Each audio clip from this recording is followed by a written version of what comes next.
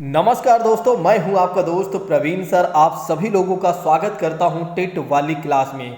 दोस्तों, जैसा कि हमने आपसे प्रॉमिस किया था कि हम आपको कंप्लीट वीडियो देने वाले हैं सीडीपी के, तो अभी तक हमने क्या किया हुआ, 2 वीडियो शेयर कर दिया है। ये है हमारी तीसरी वीडियो। जिन लोगों ने अभी तक नहीं देखा हुआ है वे दोनों वीडियो वे जरूर देख लें दोस्तों। ये एग्जाम देने से पहले ही, एग्जाम देने जाने से पहले ही इस तीनों वीडियो को आपको कंप्लीट करके जाना है। अगर आपने इन तीनों वीडियोज को देख लिया तो निश्चित तौर पर 30 में 30 मार्क्स लाने से कोई नहीं रोक सकता। आराम से आपके 30 में 30 मार्क्स आ जाएंगे दोस्तों। यदि आप चैनल पर नए हैं तो चैनल को सब्सक्राइब कर लें, यदि आप पुराने हैं तो दूसरों को जरूर शेयर कर दें। आइए अब बात करते हैं आज के अपने टॉपिक के बारे में। आज का हमारा पहला टॉपिक है विशिष्ट बालकों के बारे में। विशिष्ट बालकों के बारे में अगर देखा जाए तो बताया जाता है कि इसको निम्नलिखित भागों में बांटा गया है। जैसे कि बात करते हैं, प्रतिभाशाली जो बालक होते हैं वे भी एक विशिष्ट बालक में आते हैं, और सृजनशील बालक की बात करते हैं तो वे भी इसी में आते हैं। पिछड़े बालक की बात करते हैं और मंदबुद्धि बालक की बात करते हैं। समस्यात्मक, संवेगात्मक दृष्टि से पिछड़े हुए बालक और बाल अपराधी की बात करते हैं। तो ये सभी लोग किस में आते हैं, सभी बच्चे किस में आते हैं, विशिष्ट बालकों में आते हैं। इस बात को ध्यान रखिएगा, ठीक है। तो अगर आपके एग्जाम में पूछा जाता है कि निम्नलिखित में से कौन से विशिष्ट बालक में आते हैं, तो जितने 6 पॉइंट आपको दिख रहे हैं ये सारे विशिष्ट बालक में ही आते हैं दोस्तों, ठीक। आइए अब बात करते हैं सबसे पहले प्रतिभाशाली बालक के बारे में। यदि आपके कोई डाउट्स होती हैं तो एक बार कमेंट करके जरूर लिख दिया करें, ठीक है, ताकि मैं आपके कमेंट का भी जवाब देते चलूं। चलिए बात करते हैं प्रतिभाशाली बालकों के बारे में। देखिए, प्रतिभाशाली बालक के बारे में बताया जा रहा है कि ऐसे बालक जो अपनी श्रेष्ठता, क्षमता एवं क्रियात्मक योग्यता के बल पर शैक्षिक उपलब्धियों में विद्यालय स्तर पर क्या करते हैं, उच्च स्थान प्राप्त करते हैं। तो ऐसे बालक जो अपनी श्रेष्ठ क्षमता और क्रियात्मक के योग्यता के बल पर क्या करते हैं, एजुकेशनल अचीवमेंट, यानी कि एक तरीके से क्या कहा जा रहा है, शैक्षिक उपलब्धियों में क्या करते हैं, विद्यालय में उच्च स्थान प्राप्त करते हैं, यानी कि एक तरीके से फर्स्ट स्थान प्राप्त करते हैं दोस्तों। उन्हें क्या कहा जाता है, प्रतिभाशाली बालक कहा जाता है। या ऐसे बच्चे जो किसी विशेष क्षेत्र में बहुत अच्छे प्रतिभा रखते हैं, जैसे कि बात करते हैं गणित की बात करते हैं, कला की बात करते हैं, विज्ञान की बात करते हैं, या सृजनात्मक लेखन की बात करते हैं। तो इन सब चीज़ों में जो बच्चे एक तरीके से उच्च स्तरीय प्रतिभा रखते हैं, ऐसे बालकों को क्या कहा जाता है, प्रतिभाशाली बालक कहा जाता है, या टैलेंटेड चिल्ड्रन इन्हें कहा जाता है। इस बात को ध्यान रखिएगा। अगर आपसे कोई कहता है कि प्रतिभाशाली वाले बालक कौन होते हैं, तो आप इन सभी बिंदुओं को आप उन्हें बता दीजिएगा। जैसे कि बात करते हैं जो अपनी श्रेष्ठ क्षमता और क्रियात्मक योग्यता के बल पर क्या करते हैं, एजुकेशनल अचीवमेंट हासिल करते हैं, और विद्यालय में अगर देखा जाए तो उच्च स्थान प्राप्त करते हैं, या किसी विशेष क्षेत्र में अपना उच्च स्तरीय योगदान देते हैं या प्रतिभा रखते हैं। जैसे कि कोई बच्चा ऐसा होगा जो गणित में बहुत अच्छा करता होगा, कोई बच्चा ऐसा होगा जो कला में बहुत बेहतर करता होगा, और कोई बच्चा ऐसा होगा जो विज्ञान में बहुत बेहतर करता होगा, कोई बच्चा ऐसा होगा जो एक तरीके से देखा जाए तो रिटन में बहुत अच्छा क्रिएटिविटी दिखाता होगा।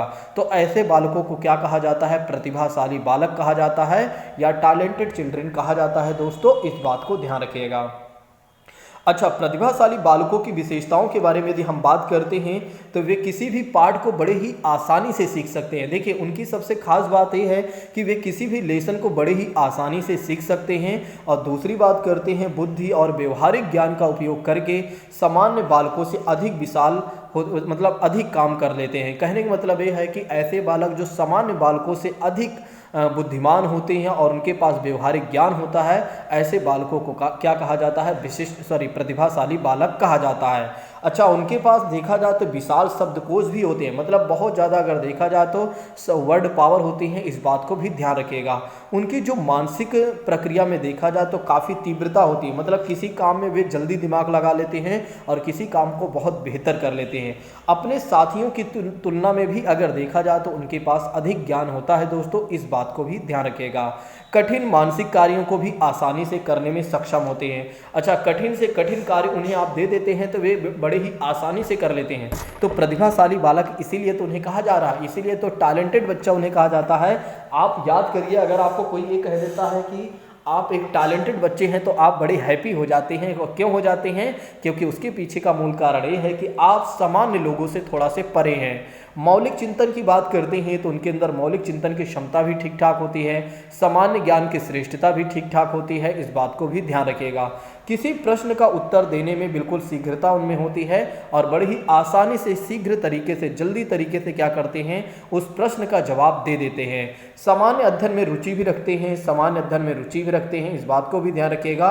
और अत्यंत जिज्ञासु प्रवृत्ति के होते हैं। देखिए, उनकी सबसे खास बात ये भी है दोस्तों कि उनके अंदर क्या होता है, क्यूरियोसिटी बहुत ज़्यादा होती है। क्यूरियोसिटी बहुत ज़्यादा होती है, कहने का मतलब ये है कि किसी चीज़ को जानने में उनके अंदर उत्सुकता बहुत ज़्यादा होती है। आश्चर्यजनक अंतर्दृष्टि का प्रमाण देखने को मिलता है। पाठ्य विषयों में अत्यधिक रुचि रखते हैं। और सबसे खास बात ये ध्यान रखिएगा, 130 से लेकर 170 तक इनकी बुद्धि लब्धि पाई जाती है। तो एक मिनट, तो प्रतिभाशाली बालकों के बारे में यदि हम बात करते हैं तो उनकी जो बुद्धि लब्धि होती है 130 से 170 होती है। और रुचियों का क्षेत्र विस्तृत होता है, सकारात्मक आत्मविश्वास होता है, अध्ययन की वैज्ञानिक विधि होती है और जोखिम उठाने की भी क्षमता होती है। नेतृत्व कौशल का होना, चरित्र एवं व्यक्तित्व अन्य बालकों से भी भिन्न होते हैं। उच्च प्रतिस्पर्धात्मक गुण भी होता है। विषय वस्तु के अलावा सहायक पुस्तकों, कहानी, उपन्यास, पेपर, पत्रिका आदि का भी अध्ययन करते हैं। दोस्तों, इस बात को ध्यान रखिएगा, ये है प्रतिभाशाली बालकों की पहचान, ठीक है, यानी कि उनकी विशेषता। अब आइए बात करते हैं कि प्रतिभाशाली बालकों के लिए विशेष शिक्षा की आवश्यकता पड़ती है, इस बात को भी ध्यान रखिएगा। ऐसे में अगर देखा जाए तो बालकों की शिक्षित करने के लिए अध्यापकों को कुछ विशेष रूप से प्रशिक्षित होना अनिवार्य होता है। देखिए, जो प्रतिभाशाली बालक होते हैं उनके लिए जो टीचर होते हैं उनको भी विशेष रूप से प्रशिक्षित होना होता है, यानी कि टैलेंट मतलब एक तरह ट्रेंड होना होता है। शिक्षकों को चाहिए कि प्रतिभाशाली बालकों के लिए उनकी योग्यता और प्रतिभा के अनुसार विकसित करने का पूरा उन्हें अवसर उपलब्ध कराएं। कहने का मतलब ये है कि अगर किसी काम में वे अच्छा करना चाहते हैं तो टीचर उन्हें मना ना करें, बल्कि उन्हें क्या करें, एक तरीके से अवसर उपलब्ध कराएं, पूरे ज़्यादा से ज़्यादा उन्हें अवसर प्रदान करें। दोस्तों, बात करते हैं हैविंग हस्ट के बारे में बात करते हैं। तो ये क्या कहते हैं, एक तरीके से प्रतिभाशाली बालकों के लिए शिक्षा का सफल कार्यक्रम वही हो सकता है जिसका उद्देश्य विभिन्न योग्यताओं का विकास करना हो। ठीक है, इन्होंने, एक मनोवैज्ञानिक है, इन्होंने अपनी बात रखने का प्रयास किया है। अच्छा, प्रतिभाशाली बालकों की शिक्षा की व्यवस्था कैसे होनी चाहिए, तो एक तो पहली बात ये होनी चाहिए कि सामान्य रूप से कक्षोन्नति, यानी कि उनका एक के बाद एक कक्षा में उन्नति होनी चाहिए। कहने का मतलब ये है कि उनकी क्लास बढ़वा देना चाहिए। शिक्षक का व्यक्तिगत ध्यान उन पर होना चाहिए, बिल्कुल सही बात है। तो प्रतिभाशाली बालकों पर शिक्षक का एक तरीके से देखा जाए तो व्यक्तिगत ध्यान होना चाहिए। सामान्य बालकों के साथ शिक्षा की बात करते हैं, सामान्य बालकों के साथ शिक्षा भी उन्हें दिया जाना चाहिए। ठीक है, थोड़ा से और अच्छा उन्हें एक तरीके से व्यवस्थाएं प्रोवाइड करानी चाहिए। पाठ्यक्रम सहगामी क्रियाओं का भी आयोजन करवाना चाहिए। नेतृत्व प्रशिक्षण देना चाहिए। सांस्कृतिक शिक्षा की संस्कृत की भी शिक्षा देना चाहिए। सामाजिक अनुभव के अवसर देना चाहिए। विशेष व विस्तृत पाठ्यक्रम उपलब्ध कराया जाना चाहिए। विशेष अध्ययन की असुविधाएं देनी चाहिए और व्यक्तित्व का पूर्ण विकास उनका होना चाहिए और उसके लिए भी उनके लिए कुछ ना कुछ व्यवस्थाएं करनी चाहिए। कहने का मतलब ये है कि उनके एक तरीके से पर्सनालिटी का भी डेवलपमेंट हो, कुछ ऐसे मतलब उन्हें शिक्षाएँ देनी चाहिए। जैसा कि बात करते हैं, हमने आपको बताया कि प्रतिभाशाली बालकों की शिक्षा व्यवस्था कैसी होनी चाहिए, जैसे कि समान रूप से कक्षोन्नति, शिक्षकों का व्यक्तिगत ध्यान, सामान्य बालकों के साथ शिक्षा, पाठ्य सहगामी क्रियाओं का आयोजन, नेतृत्व का प्रशिक्षण, संस्कृत की शिक्षा, सामाजिक अनुभवों के अवसर, विशेष व विस्तृत पाठ्यक्रम, विशेष अध्ययन की सुविधाएँ और व्यक्तित्व का पूर्ण विकास होना चाहिए। दोस्तों, इस बात को जरूर ध्यान रखिएगा। तो दोस्तों, अभी तक हमने देखा कि एक तरीके से प्रतिभाशाली बालकों की विशेषताएं क्या हैं और उनके लिए क्या व्यवस्था करनी चाहिए, ये सारी चीज़ें हमने देख लिया है। आइए अब समझते हैं कि सृजनशील बालकों के बारे में। देखिए, अगर देखा जाए तो जेम्स ड्रेवर साहब कहते हैं कि अनिवार्य रूप से किसी नई वस्तु का सृजन करना ही क्रिएटिविटी कहलाता है। बिल्कुल, जब हम नई वस्तु का या बच्चे क्या करते हैं, नई वस्तु का सृजन करते हैं या बनाते हैं तो उसे हम क्या कहते हैं, क्रिएटिविटी कहते हैं, यानी कि सृजनात्मकता कहते हैं। जिसके अंतर्गत अगर देखा जाए तो मनोविश्लेषणात्मक सिद्धांत, साहचर्यवाद और अंतःदृष्टिवाद और अस्तित्ववाद संबंधों का यहाँ पर कहीं ना कहीं रिलेशन होता है। दोस्तों, नेक्स्ट बात करते हैं, गिलफोर्ड महोदय हमें क्या बताते हैं। देखिए, जो जिनके अंदर क्रिएटिविटी होती है उनकी क्या विशेषताएं होती हैं। एक तो तत्कालिक स्थिति से परे जाने की योग्यता होती है। मतलब किसी भी समस्या हो, कोई भी समस्या अगर होती है तो उस समय की समस्या से वे ज़्यादा अच्छा सोच सकते हैं, यानी कि कह सकते हैं उस परिस्थिति से ज़्यादा परे जा सकते हैं। समस्या की पुनर्व्याख्या दो। जो क्रिएटिविटी वाले बच्चे होते हैं उनकी सबसे खास बात यह है कि वे किसी भी समस्या को एक बार में नहीं सुलझा देते हैं, बल्कि उस समस्या को दोबारा व्याख्या करते हैं और दोबारा समझने का प्रयास करते हैं और उसमें सामंजस्य भी स्थापित करने का प्रयास करते हैं और अन्य विचारों में भी परिवर्तन रखने की उनके अंदर योग्यता होती है। तो अन्य के विचारों में भी वे परिवर्तन कर सकते हैं एक तरीके से, ठीक है, इस बात को भी ध्यान रखिएगा, ठीक है। ये है क्रिएटिविटी वाले बच्चों की विशेषताएं, जैसे कि तत्कालिक स्थिति से वे परे जा सकते हैं, समस्या की पुनर्व्याख्या करते हैं समस्या समाधान पहले, और सामंजस्य स्थापित करने की भी भावना होती है और अन्य के विचारों में भी परिवर्तन लाने की उनके अंदर क्षमता होती है। दोस्तों इस बात को ध्यान रखिएगा। आइए समझ लेते हैं कि सृजनशील बालकों की पहचान हम कैसे करेंगे। सृजनशील बालकों के बारे में बात करते हैं तो स्वतंत्र निर्णय क्षमता, ये वाला क्वेश्चन कल मैंने करवाया था, तो उनके अंदर क्या होता है, स्वतंत्र निर्णय क्षमता सृजन बालकों की पहचान है। जो व्यक्ति की किसी समस्या के प्रति निर्णय लेने में स्वतंत्र होता है, ऐसा माना जाता है कि उस बालक या व्यक्ति में सृजनात्मकता गुणों का विकास हो रहा है। दोस्तों इस बात को ध्यान रखिएगा। आइए बात करते हैं सृजनात्मकता का परीक्षण हम कैसे करेंगे, मतलब क्रिएटिविटी का हम कैसे परीक्षण यानी टेस्ट करेंगे। जैसे कि बात करते हैं चित्र पूर्ति परीक्षण, मतलब कि अपूर्ण चित्रों को पूरा करने के लिए उन्हें कहा जाए, तो इससे भी उनकी क्रिएटिविटी हम जान लेंगे कि बच्चा कितना क्रिएटिव है। नेक्स्ट बात करते हैं उत्पाद सुधार कार्य। किसी भी उत्पाद को बनाना हो, किसी भी प्रोडक्ट को बनाना है, तो एक तरीके से खिलौने के माध्यम से, यानी कि वो चीज़ें दिया जा सकता है, जैसे चूना दिया जा सकता हो तो उसका खिलौना बनाएंगे, या मिट्टी के खिलौना बनाकर उनसे देखा जा सकता है, तो वो किसी भी एक तरीके से उत्पाद सुधार कार्य कर सकते हैं। मतलब कि जैसे कोई चीज़ें हैं तो उसमें अगर बताना, उनसे कहा जाए कि इसको कैसे सुधार करना चाहिए तो वे बता सकते हैं, ठीक है, उनका परीक्षण ऐसे किया जा सकता है। वृत्त परीक्षण की बात करते हैं तो वृत्त के अंदर भी उनसे चित्र बनवाया जा सकता है। वृत्त के अंदर ही अगर वे चित्र बनाते हैं तो इससे हमें ये पता चलता है कि कहीं ना कहीं बच्चा काफ़ी ज़्यादा क्रिएटिव है। अगर जो बच्चा क्रिएटिव नहीं होगा वो कहीं ना कहीं वृत्त के बाहर ही चला जाएगा चित्र बनाते समय। दोस्तों इस बात को ध्यान रखेगा। टीन के डिब्बे की बात करते हैं तो खाली डिब्बों से भी कुछ नई वस्तुओं का सृजन कर सकते हैं, उनमें ये भी खास बात होती है। तो ध्यान रखने वाली बात क्या है कि अगर बच्चों में परीक्षण करना है, अगर आपके एग्जाम में प्रश्न पूछा जाता है कि क्रिएटिविटी वाले बच्चों का परीक्षण करना है तो हमें कैसे करना होगा, तो एक तो पहला पॉइंट याद रखिएगा, चित्र पूर्ति परीक्षण के द्वारा, उत्पाद सुधार कार्य के द्वारा, वृत्त के अंदर चित्र बनवाया जाना चाहिए और टीन के खाली डिब्बे से कुछ नई वस्तुओं बनवाना चाहिए। इससे हमें पता चल जाता है कि बच्चा कितना क्रिएटिव है। बात करते हैं शिक्षक को चाहिए कि बालकों में सृजनात्मकता का विकास करें। देखिए अब शिक्षक कैसे किसी बच्चों में क्रिएटिविटी माइंड ला सकता है या कैसे क्रिएटिव डेवलपमेंट कर सकता है, ठीक है। तो शिक्षक की इसमें क्या भूमिका हो सकती है, शिक्षक उसे बता सकता है कि तथ्यों का अधिगम, लर्निंग ऑफ फैक्ट्स की बात करते हैं, समस्या को हल करने में कौन कौन से तथ्यों को सिखाया जाए, शिक्षक को इस बात को ध्यान रखना चाहिए। मतलब जब समस्याओं को हल करते समय शिक्षक को बताना होता है कि भैया अगर इस तरह की समस्या आती है तो ऐसी समस्याओं पर ऐसे आपको निर्णय लेना चाहिए या काम करना चाहिए। दूसरी बात करते हैं, शिक्षक का यह भी कर्तव्य बनता है कि वह मौलिकता का भी दर्शन करवाए। मौलिकता का मतलब ये हो जाता है दोस्तों कि तथ्यों के आधार पर हमें जो सूक्ष्म चीज़ें होती हैं, जो छोटी से छोटी चीज़ें होती हैं, जो मौलिक चीज़ें होती हैं, उसके बारे में, फंडामेंटलिटी के बारे में बताए। नेक्स्ट बात करते हैं, बालकों में अपना मूल्यांकन स्वयं करने की प्रवृत्ति का विकास करना चाहिए। देखिए शिक्षक को चाहिए कि वो क्या करे, जो बच्चे क्रिएटिविटी जिन्हें बनाना है या क्रिएटिव माइंड जिनका बनाना है, तो उनको ये बताएं कि आप स्वयं का मूल्यांकन करिए। इससे ये पता चलेगा कि आपने कितना अच्छा किया हुआ और कितना उसमें बुरा हुआ है और कैसे उसमें सुधार किया जा सकता है।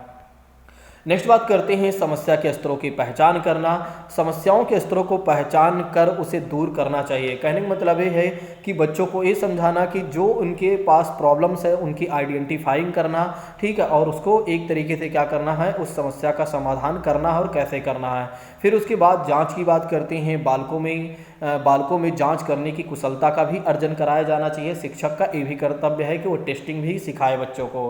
पाठ्य संबंधी क्रियाएं की बात करती हैं, टीचर रिलेटेड एक्टिविटीज़ करवाना चाहिए। जैसे कि विद्यालय में बुलेटिन बोर्ड होता है, मैगजीन, मैगनीज होता है, मैगनीज कह रहा हूँ, मैगजीन होता है, पुस्तकालय, वाद विवाद, डिस्कशन, खेल कूद, स्काउटिंग, ऐसे तमाम तरह की क्रियाओं का विकास करवाना चाहिए और इससे नवीन यानी कि नए उद्भावनाओं का विकास होता है दोस्तों। तो ये सब टीचर का कर्तव्य होता है कि टीचर ऐसा करवाए जिससे बच्चों में क्रिएटिविटी का विकास हो।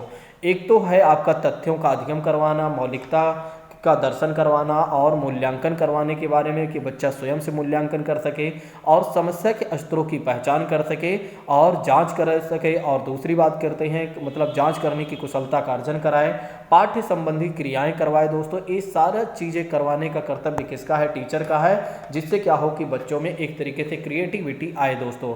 आइए अब समझते हैं पिछड़े बालकों और उनकी पहचान के बारे में। आइए समझते हैं पिछड़े बालक के बारे में और उनकी पहचान के बारे में। ऐसे छात्र जो अपनी आयु वर्ग के अन्य छात्रों की अपेक्षा बहुत कम शैक्षिक उपलब्धि हासिल करते हैं, उन्हें किस में रखा जाता है? पिछड़े बालकों की श्रेणी में रखा जाता है। देखिए, जैसे कि बात करते हैं जो सामान्य स्तर से भी जो सामान्य बच्चे होते हैं, जैसे कि बात करते हैं, मान लेते हैं कि एक बच्चा जब उसे होना चाहिए था 1 में, तो आज भी अगर वो केजी में है या आज भी उससे पीछे वाली क्लास में है, तो ये मान के चलिए कि वो पिछड़े बालक में आएगा दोस्तों। या कह सकते हैं जो जिस बच्चे को कल 5 में होना चाहिए था, आज अभी वो 4 में 3 में ही है, तो वो भी पिछड़े बालक में आएगा दोस्तों, ठीक है। या ऐसे बालकों को क्या कहा जाता है? एक तरीके से पिछड़े बालक कहा जाता है। या उन्हें किस श्रेणी में रखा जाता है? तो पिछड़े बालकों की श्रेणी में रखा जाता है। यदि आपके कोई डाउट्स होते हैं तो आप क्या किया करें? कमेंट जरूर कर दिया करें। और साथ ही साथ मैं ये भी कहना चाहूँगा जो लोग नए हैं वे क्या करें, चैनल को सब्सक्राइब कर लें। अच्छा, ज़्यादा से ज़्यादा लोगों को शेयर करने की आप लोगों की आदतें नहीं हैं, थोड़ा सा शेयर किया करें। जो लोग नए हुआ करें वे ज़रूर शेयर कर दिया करें। जो पुराने छात्र हैं वे शेयर कर चुके हैं तो वो किसे शेयर करें, ठीक है। तो उनसे हमारी कोई अपेक्षाएँ नहीं होंगी, लेकिन जो नए हमारे दोस्त आते हैं वे क्या करें, चैनल को ज़रूर शेयर कर दिया करें, ठीक है। अगर आप देखिए कि आपको कंटेंट सही नहीं मिल रहा है तो तब आप ना करें तो चलेगा। लेकिन आप देख रहे हैं कि सब कुछ बेहतर मिल रहा है और सब कुछ बढ़िया चल रहा है, ठीक है। बस आप पेपर दीजिए, आपका सिलेक्शन हो जाए, बस तभी आपको पता चलेगा कि वाकई में कंटेंट कितना अच्छा है। अभी आप लोगों को थोड़ा सा जज करने में थोड़ा परेशानी हो रही होगी, इस बात को मैं समझता हूँ। चलिए बात करते हैं बालकों के पिछड़ेपन के कारण। अगर देखा जाए तो शारीरिक, मानसिक या परिवेश जनित हो सकते हैं। मतलब बच्चे का क्या कारण है जिसकी वजह से वे पिछड़ेपन में आ जाते हैं? एक तो शारीरिक कारण हो सकता है। कई बच्चे ऐसे होते हैं जिनका शारीरिक विकास अच्छा नहीं हो पाता है। कई बार क्या होता है, कुछ बच्चे ऐसे होते हैं जो मानसिक रूप से काफ़ी पिछड़े होते हैं, यानी कि मानसिक विकास उनका बेहतर नहीं हो पाता, जिसकी वजह से यानी कि IQ लेवल कम होता है, जिसकी वजह से कहीं ना कहीं वे पिछड़े बालक में आ जाते हैं। कई बार क्या होता है, परिवेश जनित वातावरण भी उनको पीछे करने में महत्वपूर्ण भूमिका निभाता है। क्योंकि कई बार क्या होता है, जैसे कि आप देखते हैं कि जैसे आप कभी कभी ये सोचते हैं कि जब हम आज बीएड कर रहे हैं, अगर हमें पहले पता चल जाता तो बहुत समय पहले हम बीएड कर लेते, बीटीसी कर लेते, सीटेट और यूपी टेट और सुपर टेट जैसे परीक्षा को पास करके आज हम टीचर होते हैं, ठीक है। जैसे आप सोचिए एक बार कि कभी आपको किसी ने नहीं बताया कि आपको क्या करना चाहिए और क्या नहीं करना चाहिए। आपने क्या किया कि धीरे धीरे समय और परिस्थिति के अनुसार जैसे आपको जानकारी मिलती गई वैसे आप अपने आप को आगे बढ़ाते गए। वही कारण है कि बच्चों में पिछड़ेपन का, ठीक है। तो एक कारण ये भी है परिवेश जनित भी दोस्तों। ऐसे बालकों की शिक्षा के लिए विशेष व्यवस्थाएं भी उपलब्ध कराने की आवश्यकता पड़ती है।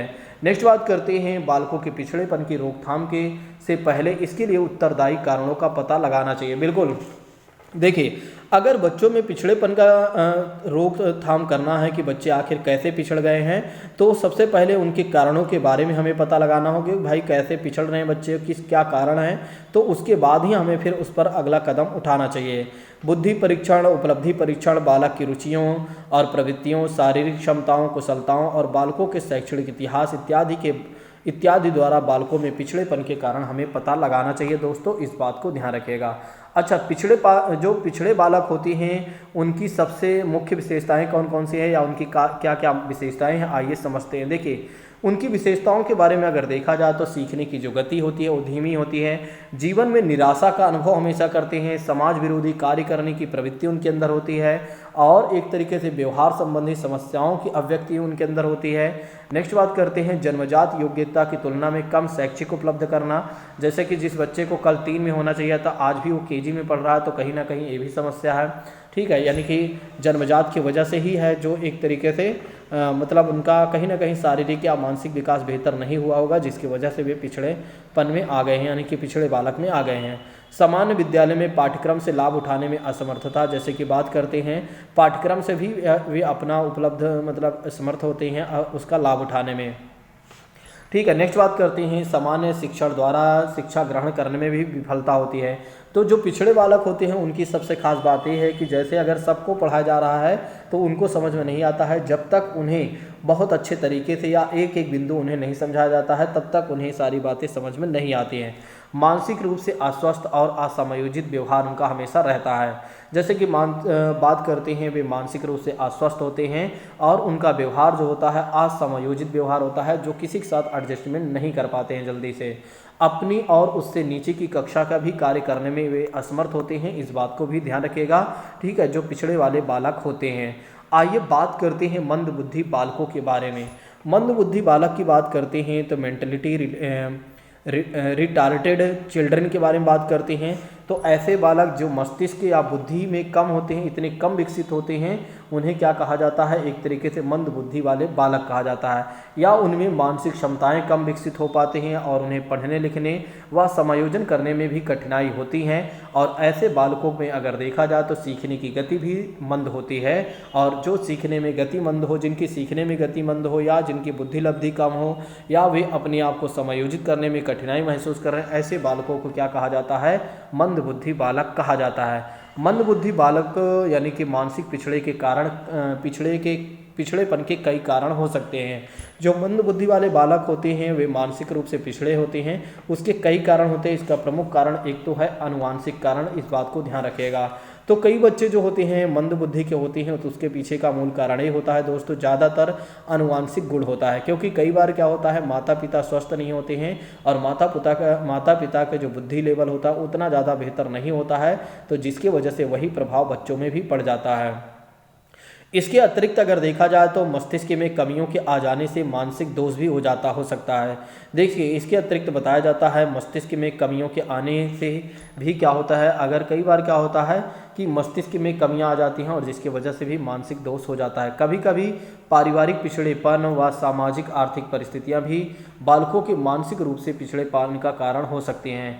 तो कई बार क्या होता है, पारिवारिक पिछड़ेपन और सामाजिक आर्थिक परिस्थितियां भी बालक के मानसिक रूप से पिछड़ेपन का कारण होता है दोस्तों, इस बात को भी ध्यान रखिएगा।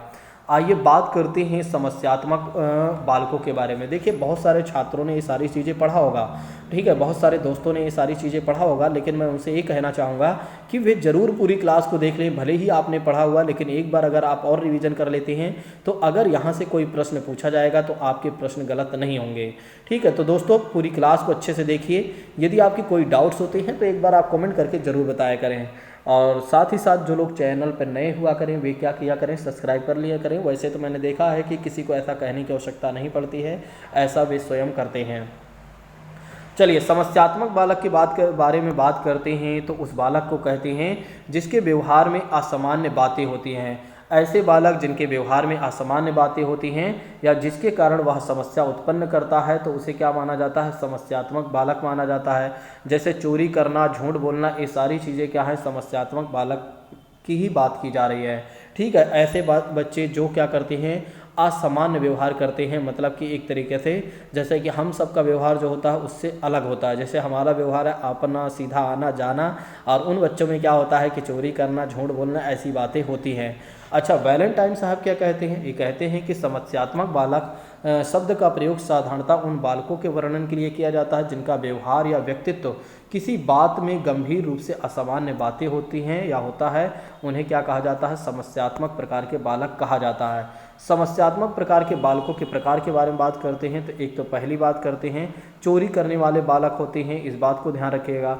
अच्छा, ये जो चोरी करने वाले बच्चे होते हैं उनमें कैसे उपचार किया जा सकता है, आइए समझ लेते हैं कि उनका कैसे उपचार किया जा सकता है ताकि वे चोरी ना करें। एक तो बालक पर कभी भी दोषारोपण नहीं करना चाहिए, यानी कि उन पर दोष नहीं लगाना चाहिए। ठीक है। एक तो इससे क्या होता है कि बच्चों में जब दोष आप नहीं लगाएंगे तो उनके अंदर ये सेंसिटिविटी आ जाएगी कि आप हमें चोरी नहीं करना चाहिए। उन्हें ये सिखाना चाहिए कि आत्मनियंत्रण की भावना, कि आपको अपने किसी भी चीज़ का मोह होता है तो उस पर सेल्फ कंट्रोल होना होता है। उचित और अनुचित कार्यों में भी अंतर बताना होता है कि क्या सही है क्या गलत है, इस बात को भी समझना होगा। और माता पिता की भी अवहेलना नहीं करनी चाहिए, बच्चों को ये भी सिखाया जाना चाहिए, बालक की उसके माता पिता के द्वारा अवहेलना नहीं की जानी चाहिए। देखिए कई बार क्या होता है कि माता पिता क्या करते हैं, अपने बच्चे को नकारा और एक तरीके से जितने भी शब्द समझ लीजिए छोटे मोटे, ठीक है, जितने भी कह सकते हैं छोटी मोटी गालियाँ होती हैं माता पिता के द्वारा जब दी जाती हैं तो धीरे धीरे बच्चों के भी मन में ये बातें आ जाती हैं कि एक तरीके से मैं कुछ नहीं कर सकता हूँ, तो वे चोरी जैसे कदम उठाना शुरू कर देते हैं, यानी चोरी करना।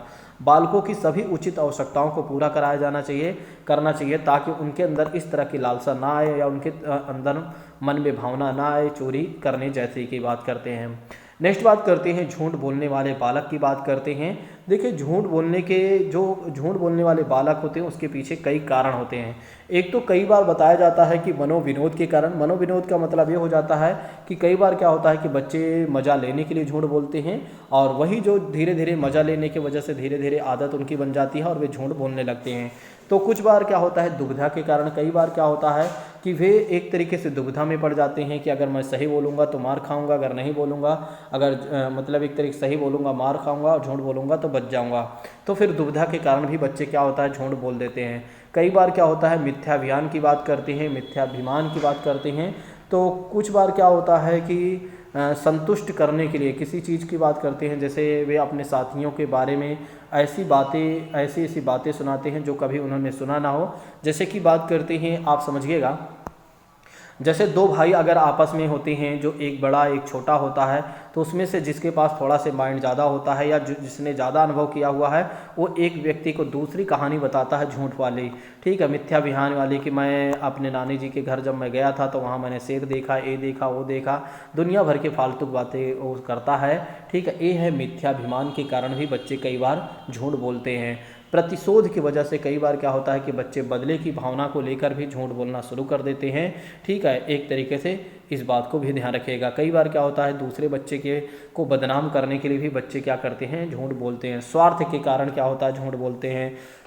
कई बार उनका जैसे कि गृह कार्य करके नहीं गए हैं और दंड से बचने के लिए क्या होता है कि वे झूठ बोलते हैं मेरी तबीयत खराब हो गई थी। इस तरह के जो वे झूठ बोलते हैं ये स्वार्थ उनका यहाँ पर स्वार्थ छिपा हुआ है, जिसकी वजह से भी झूठ बोलते हैं। कई बार आपने देखा होगा कि वफादारी की वजह से भी बच्चे बोलते हैं झूठ। कई बार अपने मित्र को बचाने में क्या करते हैं झूठ बोल देते हैं कि हाँ हमने ऐसा, मेरा मित्र ऐसा नहीं किया हुआ, जबकि उसका मित्र ऐसा किया होता है। तो ऐसे भी कई बार डर की वजह से भी बच्चे क्या करते हैं झूठ बोलते हैं। तो दोस्तों जैसा कि हमने आपको बताया कि झूठ बोलने के कई कारण हो सकते हैं, कई बार मज़े लेने के लिए, कई बार दुविधाओं की वजह से, कई बार मिथ्याभिमान की बात करते हैं। यानी कि कहने का मतलब ये है कि अपने आप को बचाने के अपने आप को अच्छा दिखाने के लिए भी झूठ बोलते हैं। प्रतिशोध के लिए, स्वार्थ के लिए, वफादारी के लिए, भय यानी कठोर के डर की वजह से भी बच्चे क्या करते हैं झूठ बोलते हैं। क्रोध करने वाले बालकों के बारे में बात करते हैं तो क्रोध आक्रमणकारी व्यवहार द्वारा व्यक्त किया जाता है, ठीक है। आक्रमणकारी जिनका व्यवहार होता है ये समझ लीजिए वे क्रोध करने वाले बालक होते हैं। क्रुद्ध बालकों के आक्रमणकारी व्यवहार में मुख्य स्वरूप देखने को मिलता है, जैसे मारना, पीटना, काटना, नोचना, चिल्लाना, खरोचना, इधर उधर के सामान को फेंकना, ये सारी चीज़ें आ जाती हैं। अब आइए बात करते हैं thinking and learning in children के बारे में, ठीक है। बच्चे कैसे सोचते हैं आइए समझते हैं। देखिए अगर देखा जाए सोचना एक उच्च प्रकार की मानसिक प्रक्रिया मानी जाती है जो ज्ञान को संगठित करने का एक महत्वपूर्ण भूमिका निभाती है। इस मानसिक प्रक्रिया में बहुधा स्मृति, प्रत्यक्षीकरण, अनुमान और कल्पना आदि के मानसिक क्रियाओं को भी सम्मिलित किया जाता है। देखिए प्रत्यक्षीकरण का मतलब जिन चीज़ों को बच्चे देखते हैं उसके आधार पर सोचते हैं। जैसे मान लेते हैं उन्होंने शेर को देखा, कुत्ते को देखा, तो जो चीज़ें देख रहे हैं प्रत्यक्ष रूप से उसके आधार पर सोच रहे हैं। कई बार क्या होता है कुछ चीज़ें का अनुमान लगाते हैं कि हमारे पास मतलब ये चीज़ें ऐसे हो जाती तो अच्छा रहता है, तो उसके आधार पर भी सोचते हैं। कल्पना की बात करते हैं, इमेजिनेशन के आधार पर भी बच्चे सोचते हैं। दोस्तों ऐसे बालक के समक्ष हमेशा अनेक वस्तुएं, समस्या, दृश्य, परिदृश्य आदि दृष्टिगोचर होते रहती हैं। जो बच्चे हमेशा सोचते रहते हैं उनके समक्ष तमाम प्रकार की चीज़ें आती रहती हैं। बालक उन वस्तुओं, दृश्य, परिदृश्यों आदि के विषय में चिंतन करता है और ऐसे चीज़ों को क्या कहा जाता है, चिंतन अनुभवजन्य कहा जाता है। यानी कि चिंता अनुभवजन्य भी होता है एक तरीके से, जैसे कि इससे काफ़ी फायदा भी होता है। जब बच्चे चिंतन करते हैं तो फिर क्या होता है कि उनको एक अनुभव भी प्राप्त होता है। बालकों में सोचने की प्रक्रिया के बारे में बात करते हैं। बालकों में सोचने की प्रक्रिया की बात करते हैं तो एक तो प्रत्यक्षीकरण के आधार पर बच्चे सोचते हैं। जैसे कि बात करते हैं कि वस्तुओं और परिस्थितियों को से संबंधित चीज़ों को देखने पर क्या होता है कि वे सोचते हैं। मैंने आपको बताया जैसे शेर, चीता, हिरन, भालू, ऐसी चीज़ें जो चीज़ें देखते हैं तो वस्तुओं को देखते हैं या जानवरों, किसी भी चीज़ को देखकर उसके आधार पर सोच सकते हैं कि एक क्या चीज़ें हैं और कैसे ये काम करती हैं। किसी भी चीज़ में सोच सकते हैं। सिंपल सी बात ये है, आप कोई भी बातें बता सकते हैं। कल्पना के आधार पर भी बच्चे क्या करते हैं, इमेजिनेशन करते हैं। कई बार उनके मन में तमाम तरह की चीज़ें आती हैं, इमेजिनेशन करते हैं, तो उसके आधार पर भी बच्चे सोचते हैं। नेक्स्ट बात करते हैं मेरे प्रिय साथियों, प्रत्ययों के आधार पर बात करते हैं, यानी कि कॉन्सेप्ट का भी निर्माण प्रारंभ होता है। देखिए कई बार क्या होता है, अपेक्षाकृत अधिक उच्च प्रकार की सोच होती है कि इसकी बालकों में अभिव्यक्ति तभी होती है जब बालकों में क्या होता है कि कॉन्सेप्ट का निर्माण प्रारंभ हो जाता है। ऐसे बालक में जितने अधिक प्रत्यय निर्मित होते हैं, कॉन्सेप्ट निर्मित होते हैं, उतने ही अधिक प्रत्यात्मक सोच भी पाई जाती है। जैसे वे कैसे सोचते हैं, जैसे कि बात करते हैं किसी स्थान की चीज़ों के बारे में कि यह स्थान कैसा होगा, आकार, किसी आकार के बारे में, भार, समय, दूरी, ठीक है, इन सब चीज़ों में वे बच्चे सोचते हैं। ये है कॉन्सेप्ट के आधार पर सोचना। ये प्रारंभिक आयु स्तर पर ही बन जाती है, इस बात को भी ध्यान रखिएगा। प्रत्ययों के आधार पर सोचते हैं जब बच्चे, ये प्रारंभिक आयु पर के स्तर पर भी ऐसी सोच बन जाती है। तर्क के आधार पर अगर देखा जाए तो एक प्रकार से अगर देखा जाए तो इस प्रकार की सोच का विकास किसी भी बालक में संप्रेषण के आधार पर सोचना होता है, जो क्या होता है सबसे उच्च प्रकार की सोच होती है तर्क के आधार पर। ठीक है, किसी चीज़ में वे अपना रीजनिंग लगा देते हैं, ठीक है, तो वे भी तर्क के आधार पर सोचना हो गया। तर्कणा के आधार पर सोचने का मतलब ये हो जाता है किसी बात या समस्या के लेकर भिन्न भिन्न प्रकार का लॉजिक लगाना, उसे क्या कहा जाता है, तर्कणा कहा जाता है। तो ध्यान रखिएगा, किसी भी बात या समस्या को लेकर जब उसमें भिन्न भिन्न प्रकार के लॉजिक अपना लगाना शुरू कर देते हैं तो उसे क्या कहा जाता है, तर्कणा कहलाता है। जैसे आप देखते हैं, आप याद करिए कि महाभारत में तर्कणा शब्द को काफ़ी ज़्यादा यूज किया गया है। ठीक है कि चलो आओ तर्कणा करते हैं। एक मिनट दोस्तों, चलिए देखिए, इसमें तर्कणा के भी विभिन्न प्रकार होते हैं। जैसे कि बात करते हैं, एक तो होता है निगमनात्मक तर्कणा की बात करते हैं। देखिए निगमनात्मक तर्कणा का मतलब ये हो जाता है कि जैसे कि बात करते हैं, तर्क करने की एक ऐसी विधि होती है जो पूर्व धारणा से आरंभ होती है। यह सामान्य से विशिष्ट की ओर तर्कणा करते मतलब होती है। आप याद करिए, निगमनात्मक विधि होती है ना, जैसे कि निगमनात्मक विधि में क्या होता है, सबसे पहले नियम बताया जाता है, फिर उदाहरण बताया जाता है। तो नियम से, इसीलिए इसमें कहा गया है कि सामान्य से विशिष्ट की ओर। तो एक तरीके से देखा जाए तो सामान्य चीज़ों के बाद उसके में विशिष्ट, यानी कि नियम से फिर उदाहरण की ओर सोचना। फिर आगमनात्मक तर्कणा के आधार पर करने का मतलब ये है कि विशिष्ट से सामान्य की ओर चलना, यानी कि एक तरीके से जैसे आगमनात्मक का मतलब हो जाता है जैसे सबसे पहले उदाहरण बताया जाए, फिर उसके बाद नियम बताया जाता है। तो क्या हो गया, सबसे पहले विशेष क्या हो गया, उदाहरण हो गया, फिर सामान्य बातें क्या हो गए, उसके नियम हो गया। ठीक है, तो इसके आधार पर भी बच्चे सोचते हैं। अनुभव के आधार पर भी बच्चे सोचते हैं। जैसे कहीं पर कुछ जाते हैं, कहीं पर जाते हैं तो कुछ नई नई चीज़ें सीखते हैं और उम्र के साथ वे तमाम तरह की चीज़ें का अनुभव करते हैं, उसके आधार पर भी वे नवीन सोच का विकास करते हैं। तो ये भी माना जाता है क्या, अनुभव के आधार पर भी सोच रहे हैं बच्चे। नेक्स्ट बात करते हैं रुचि और जिज्ञासा के आधार पर। कई बार क्या होता है, किसी चीज़ में उनका इंटरेस्ट आता है या किसी चीज़ को भी इनके अंदर जानने की डिजायर होती है, तो इसके वजह से भी क्या होता है कि बच्चे सोचते हैं। किसी चीज़ का अनुकरण करते हैं तो उसके आधार पर भी बच्चे सोचते हैं। इस बात को आप लोग ध्यान रखिएगा। तो जैसा कि बात करते हैं, हमने आपको बताया कि एक तरीके से बच्चों में सोचने की जो प्रक्रिया होती है, प्रत्यक्षीकरण के आधार पर सोचते हैं, कल्पना करने के आधार पर सोचते हैं, प्रत्ययों के आधार पर सोचते हैं, तर्क करने के आधार पर सोचते हैं, तर्कणा के आधार पर सोचते हैं जिसमें निगमनात्मक, आगमनात्मक और अनुभव के आधार पर रुचि और जिज्ञासा, अनुकरण के आधार पर सोचते हैं बच्चे। इस बात को ध्यान रखिएगा। आइए समझते हैं basic process of teaching and learning के बारे में। आइए समझते हैं दोस्तों। सबसे पहले आइए समझ लेते हैं शिक्षण क्या होता है। देखिए, शिक्षण यानी कि शिक्षण को अंग्रेजी में क्या कहा जाता है? बहुआयामी कहा जाता है। अभी बहुत अच्छा समय है और आज ये हमारी PDF ख़त्म हो जाएगी और इसके बाद मैं ये चाहूँगा कि कुछ और भी चीज़ें लेकर आऊँ। मतलब CDP के जैसे एक चीज़ें और भी मैं कर देता हूँ। हो सकता है कि आज ही मैं उस चीज़ को लॉन्च कर दूं। जिसका जो भी टॉपिक है वो कमेंट बॉक्स में हमें बताए। जिसका जो भी टॉपिक है, जो भी वो पढ़ना चाहता है, एक तरीके से पांचों विषय में जो चीज़ें उसकी कंप्लीट नहीं है वो हमें अपना तर्क दे सकता है। उसके कहने के अनुसार मैं वीडियो बना दूंगा। ठीक है, तो उस आधार पर भी कोई भी टॉपिक हो, XYZ टॉपिक हो, जो CDP का खुला चैलेंज होगा, ऐसा कोई टॉपिक नहीं है जिसे मैं ना पढ़ा पाऊँ। और आप कोई भी टॉपिक हमें शेयर करें दोबारा पढ़ाने के, तो मैं उसे दोबारा पढ़ा दूंगा। ठीक है, ये चीज़ें मैं कल अनाउंसमेंट करूंगा। ठीक है, कल या परसों मैं अनाउंसमेंट कर दूंगा, ताकि एग्ज़ाम के पहले अगर कोई भी छात्र कुछ नया पढ़ना चाहता है और ऐसा कोई टॉपिक उसे है जो नहीं आ रहा है, तो वो हमें खुला एक तरीके से कमेंट करके बता दे। बस जिस दिन वो बताएगा उसके दूसरे दिन उसका आंसर मिलेगा। बस ध्यान रखिए दूसरे दिन ही वो उस क्लास को ज़रूर देख ले। आइए समझते हैं शिक्षण यानी टीचिंग के बारे में।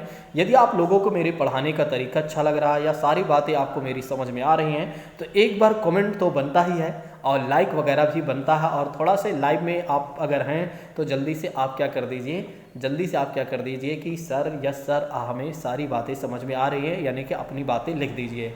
ठीक है, थोड़ा सा लिखते रहा करें कुछ ना कुछ। जैसे जब आप क्लास देखा करें तो कुछ ना कुछ करते रहा करें, जिससे आपका माइंड बिल्कुल एक्टिव रहे और सारी बातें आपके दिमाग तक पहुंचती रहें। ठीक है, आप देखिए जितना आप स्वयं से पढ़ते हैं उतना हो सकता है एक बार कम याद हो, लेकिन जितना आप सुनते हैं वो ज़्यादा आपको याद रहेगा और लंबे समय तक याद रहेगा। जब एग्जाम में बैठेंगे ना, तो आपको केवल हमारी बातें आपके साथ रहेंगी। हो सकता है आप जो पढ़े हो भूल जाएं। ठीक है, और उसके आधार पर बहुत सारे छात्रों का सिलेक्शन, मतलब आपका सिलेक्शन हो सकता है।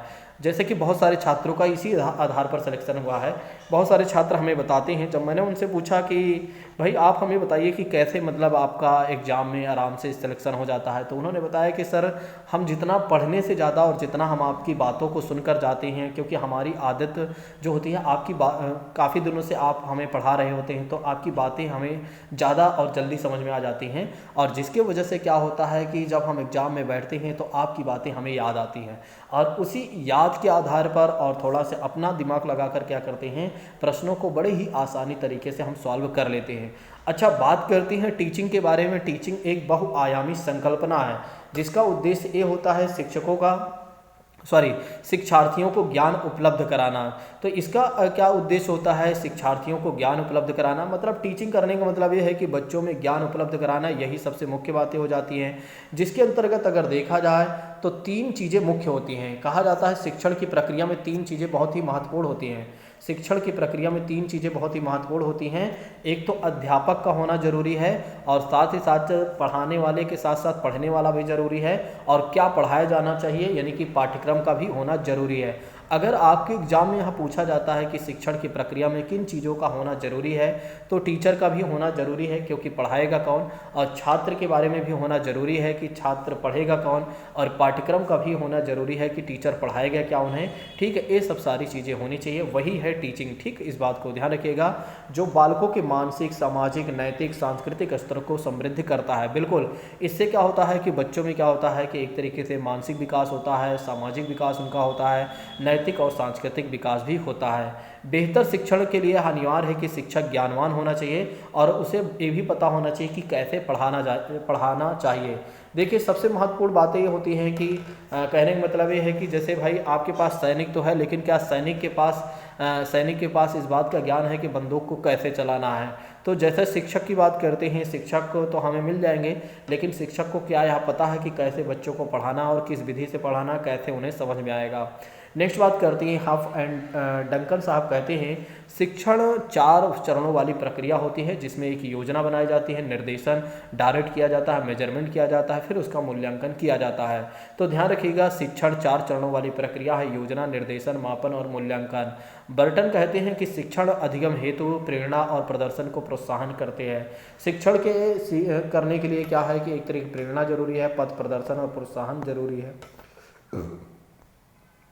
चलिए अब आइए बात करते हैं शिक्षा तथा स्कूलन अधिगम प्रशिक्षण अध्यापन और निर्देशन में संकल्पनात्मक भेद के बारे में।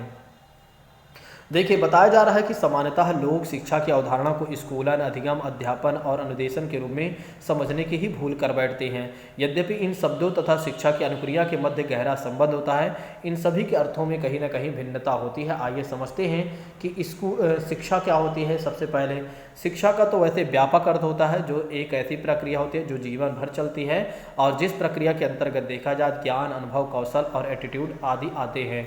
तो ध्यान रखिएगा इसके अंतर्गत क्या क्या चीज़ें आती हैं। ज्ञान, ठीक है, नॉलेज बढ़ती है, अनुभव, एक्सपीरियंस, कौशल, स्किल और अच्छा एटीट्यूड भी आती है दोस्तों। और अगर देखा जाए तो इन्हीं से क्या होता है, बच्चों समाज में बच्चों में एक तरीके से अच्छी सोच भी आती है। मतलब शिक्षा के अर्थ में उन सभी मूल्यों, आवृत्तियों, कौशलों जिन्हें समाज बच्चों में डालना चाहता है और जो विकसित करने से संबंधित प्रयत्न। कहने का मतलब यह है शिक्षा ही एक ऐसी चीज़ें है जो बच्चों को एक तरीके से सामाजिक प्राणी या एक अच्छा नागरिक भी बनाती है दोस्तों। इस बात को भी ध्यान रखिएगा, जो इसमें नहीं लिखा होगा तभी वो बातें सही हैं, ठीक है। अब बात करते हैं स्कूलन की। बात करते हैं स्कूलन वह प्रक्रिया होती है जिसमें चेतन मूल में वैल्यू, ज्ञान, कौशलों को बच्चों को एक औपचारिक स्थिति की रूपरेखा के अंतर्गत प्रदान करने का प्रयत्न किया जाता है। बिल्कुल, स्कूल में क्या होता है कि स्कूल में एक तरीके से मूल्यों के बारे में बताया जाता है, ज्ञान के बारे में, कौशलों के बारे में, ये सारी चीज़ें बताई जाती हैं स्कूलिंग में, यानी कि स्कूलन में बताया जाता है, ठीक है। और ये हम यहाँ से जो हमें शिक्षा मिलती है औपचारिक शिक्षा हमें मिलती है, ठीक है। इस बात को ध्यान रखिएगा, या औपचारिक शिक्षा देने का प्रयास किया जाता है। विद्यालय द्वारा कुछ ऐसे विशेष क्षेत्र में सुविचारित व क्रमबद्ध प्रशिक्षण प्रदान किया जाता है दोस्तों, जो अन्य लोगों के जीवन भर के अनुभवों के द्वारा प्रदान न किया गया है। स्कूलन एक ऐसी शैक्षिक कार्य होता है जिसमें दिए गए अनुभवों की एक निश्चित सीमा तथा जो मानव जीवन की विशिष्ट अवधि तक ही सीमित होती है। स्कूलन हमारी शिक्षा का एकमात्र अंग होता है। बिल्कुल, देखिए जो हमारी स्कूलिंग होती है वो ज़्यादा समय तक नहीं चलती है, एक समय तक चलती है और उसके बाद अगर देखा जाए तो फिर क्या हो जाता है, स्कूलिंग खत्म हो जाती है। कहने का मतलब यह एक व्यक्ति बहुत करेगा, पीएचडी करेगा, एमबीए करेगा, बीटेक करेगा, ठीक है, ऐसे ही चीज़ें वो करेगा, उसके बाद उसकी स्कूलिंग लाइफ खत्म हो जाती है। लेकिन जो अधिगम होता है दोस्तों, अधिगम जो होता है जीवन पर्यंत चलने वाली प्रक्रिया होती है जो जीवन भर चलती है। देखिए स्कूलिंग जो होता है एक समय के लिए होता है, लेकिन लर्निंग हमेशा चलती रहती है। एक व्यक्ति का जब तक जीवन होता है तब तक वो चलता, मतलब सीखता रहता है। और उससे क्या होता है, जैसे ही व्यक्ति कुछ ना कुछ सीखता है वैसे ही उसके व्यवहार में कहीं ना कहीं परिवर्तन भी आता है दोस्तों। तो लर्निंग क्या होती है आप जानते ही हैं, इस बात को ध्यान रखिएगा। लर्निंग से क्या होता है कि व्यक्ति के व्यवहार में परिवर्तन आता है दोस्तों, इस बात को ध्यान रखिएगा। बात करते हैं ट्रेनिंग की, बात करते हैं जिसे प्रशिक्षण कहा जाता है। यह एक समय के लिए होती है, मतलब एक किसी चीज़ में अच्छा करने के लिए क्या किया जाता है, एक सीमित समय के लिए ट्रेनिंग करवाया जाता है दोस्तों, इस बात को ध्यान रखिएगा।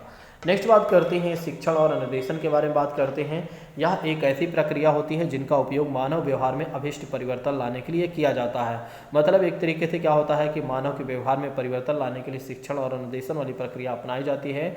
शिक्षण तथा अनुदेशन, टीचिंग एंड इंस्ट्रक्शन के बारे में बात करते हैं तो इससे अध्येता के विचारों, मूल्यों और कौशलों और सूचनाओं और ज्ञान संप्रेषण करना सम्मिलित होता है। इसका उद्देश्य क्या होता है कि विद्यार्थियों या अध्येताओं को शिक्षित करने की दृष्टि से उनके अधिगम को प्रभावी बनाना होता है।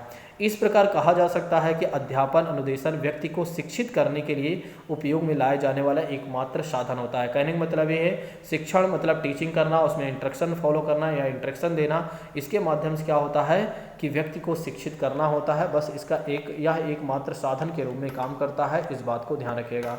बात करते हैं शिक्षण अधिगम प्रक्रिया के सिद्धांत, मतलब कि बच्चों में क्या होता है, टीचिंग लर्निंग के क्या प्रोसेस होते हैं, मतलब कौन कौन से प्रिंसिपल्स होते हैं। एक तो निश्चित उद्देश्यों की बात करते हैं, निश्चित उद्देश्यों का सिद्धांत की बात करते हैं। तो जब भी कोई चीज़ें पढ़ाया जाता है या शिक्षा दी जाती है उसके पीछे का मूल कारण ये होता है कि कोई ना कोई उद्देश्य होता है, तभी उसको पढ़ाया जाता है दोस्तों या टीचिंग की जाती है, ठीक है।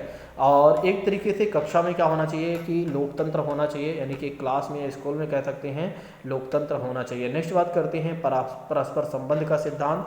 कहने का मतलब ये है कि यहाँ पर क्या होता है कि जब भी कोई चीज़ें पढ़ाई जाती हैं तो एक तरीके से क्या होता है उसको जोड़कर पढ़ाया जाना होता है। कहने का मतलब ये है कि किसी वर्तमान उपस्थिति या उदाहरणों को देकर पढ़ाना होता है, जैसे कुर्सी, टेबल, कलम, आम इत्यादि के बारे में। जैसे कोई भी चीज़ें कुल मिलाकर पढ़ाना होता है तो एक दूसरे से जोड़कर उस चीज़ को पढ़ाना होता है, तो जिससे क्या होता है कि बच्चों को समझ में आता है। पढ़ाते समय अभिप्रेरणा का सिद्धांत भी लागू होना चाहिए। कहने का मतलब ये है कि जब बच्चों में कुछ सिखाया जा रहा हो तो उनको मोटिवेट भी करते रहना चाहिए, क्योंकि जब उन्हें मोटिवेशन मिलेगा तब वे अच्छे से सीखेंगे और अच्छे बेहतर तरीके से वे चीज़ों को समझ पाएंगे। नेक्स्ट बात करते हैं और उनके अंदर काम करने की क्षमता भी बढ़ेगी दोस्तों, क्योंकि मोटिवेशन बहुत ही महत्वपूर्ण कारक माना जाता है व्यक्ति को सफल बनाने में। नेक्स्ट बात करते हैं पुनरीक्षण एवं अभ्यास के सिद्धांत की बात करते हैं। तो जैसे कि बात करते हैं प्रसिद्ध लोकोक्तियाँ, अभ्यास मनुष्य को पूर्ण परफेक्ट बनाता है दोस्तों। और एक तरीके से क्या है कि लोकोक्ति शिक्षण अधिगम प्रक्रिया में महत्वपूर्ण भूमिका निभाती है और शिक्षण के लिए बहुत महत्वपूर्ण पहलू माना जाता है। क्यों माना जाता है? क्योंकि शिक्षक विद्यार्थियों के विषय वस्तु से संबंधित अभ्यास और गृह कार्य प्रदान करता है, जो मूल्यांकन की एक विधि भी मानी जाती है। ठीक है, तो इस बात को भी ध्यान रखिएगा। और मूल्यांकन प्रक्रिया में रचनात्मक मूल्यांकन में मदद ली जाती है। ठीक है, तो कहने का मतलब ये है कि एक तरीके से रिवीजन की भी बात की जाती है, रिवीजन एंड प्रैक्टिस। देखिए, पढ़ाते समय बच्चों को रिवीजन भी करवाना चाहिए, प्रैक्टिस भी करवाना चाहिए। ये काफ़ी चीज़ें महत्वपूर्ण होती हैं। जब तक ऐसा नहीं करवाया जाता तब तक बच्चों में काफ़ी समस्याएं आती हैं कि वे अच्छा अपने सब्जेक्ट में नहीं कर पाते हैं। पुनर्बलन का सिद्धांत भी लागू होना चाहिए और इस सिद्धांत के प्रतिपादक हैं BF स्किनर महोदय हैं। इन्होंने कहा कि पुनर्बलन जो होता है दो प्रकार के होते हैं। एक होता है सकारात्मक पुनर्बलन, जो शिक्षण अधिगम प्रक्रिया के दर को बढ़ाता है।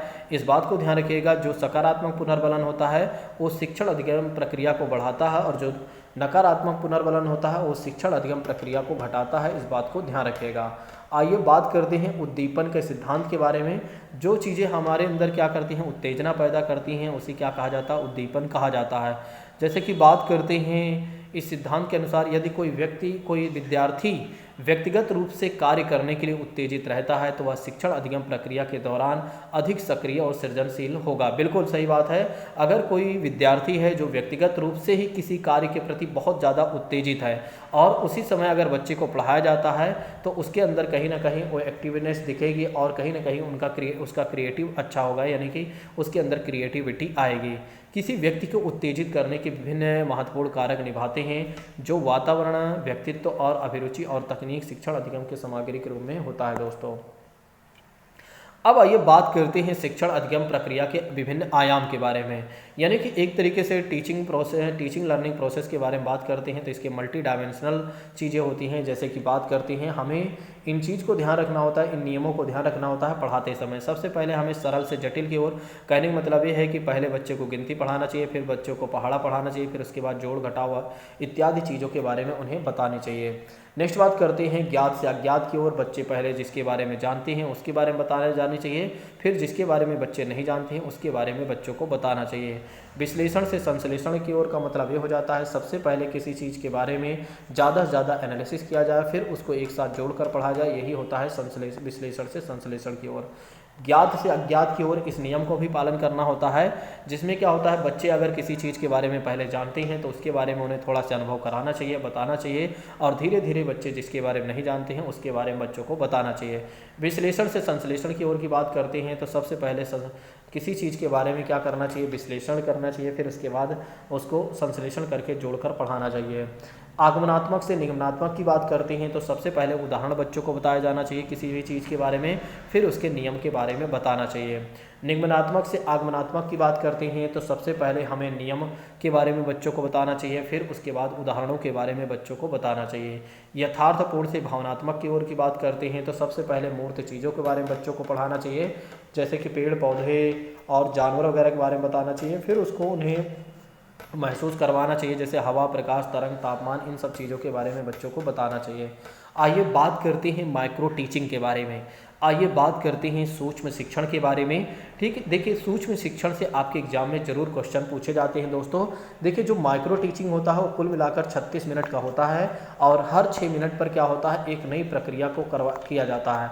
हर 6 मिनट में क्या होता है, एक नई प्रक्रिया का संचालन हमें करना होता है। आइए समझते हैं कैसे 6 मिनट में क्या क्या करना होता है। देखिए जैसे कि बात करते हैं जैसे कि बात करते हैं, सबसे पहले क्या होता है 6 मिनट में हमें किसी भी लेसन का प्लान करना होता है, यानी कि लेसन प्लानिंग की बात करते हैं, पाठ नियोजन करना पड़ता है, फिर उसके बाद हमें टीचिंग करना पड़ता है, फिर पृष्ठ पोषण की बात करते हैं, इसे प्रतिपुष्टि कह सकते हैं, फीडबैक लेना होता है। तो सबसे पहले आप टीचिंग करेंगे, सबसे पहले लेसन का प्लान करेंगे, फिर टीचिंग करेंगे, फिर फीडबैक लेंगे यानी प्रतिपुष्टि, फिर उसके 6 मिनट बाद ए भी 6 मिनट में होना चाहिए, ए भी 6 मिनट में, ए भी 6 मिनट में। फिर उसके बाद देखा जाए तो फिर क्या किया जाता है कि पाठ का पुनः नियोजन किया जाता है, ए भी 6 मिनट में हो जाता है, फिर पुनः पढ़ाया जाता है, फिर उसके बाद अगर देखा जाए तो फिर से क्या किया जाता है, फीडबैक लिया जाता है। दोस्तों ए हो गया आपका 36 मिनट। तो 6 मिनट को अगर देखा जाए 36 मिनट हो जाता है। ए है माइक्रो टीचिंग और कुछ नहीं है। माइक्रो टीचिंग में क्या होता है कि पहले क्या किया जाता है, लेसन प्लानिंग की जाती है, फिर पढ़ाया जाता है, फिर फीडबैक लिया जाता है, फिर उसमें जो त्रुटियां होती है फिर से क्या किया जाता है, लेसन का प्लान किया जाता है, फिर पढ़ाया जाता है, फिर उसके बाद फीडबैक लिया जाता है।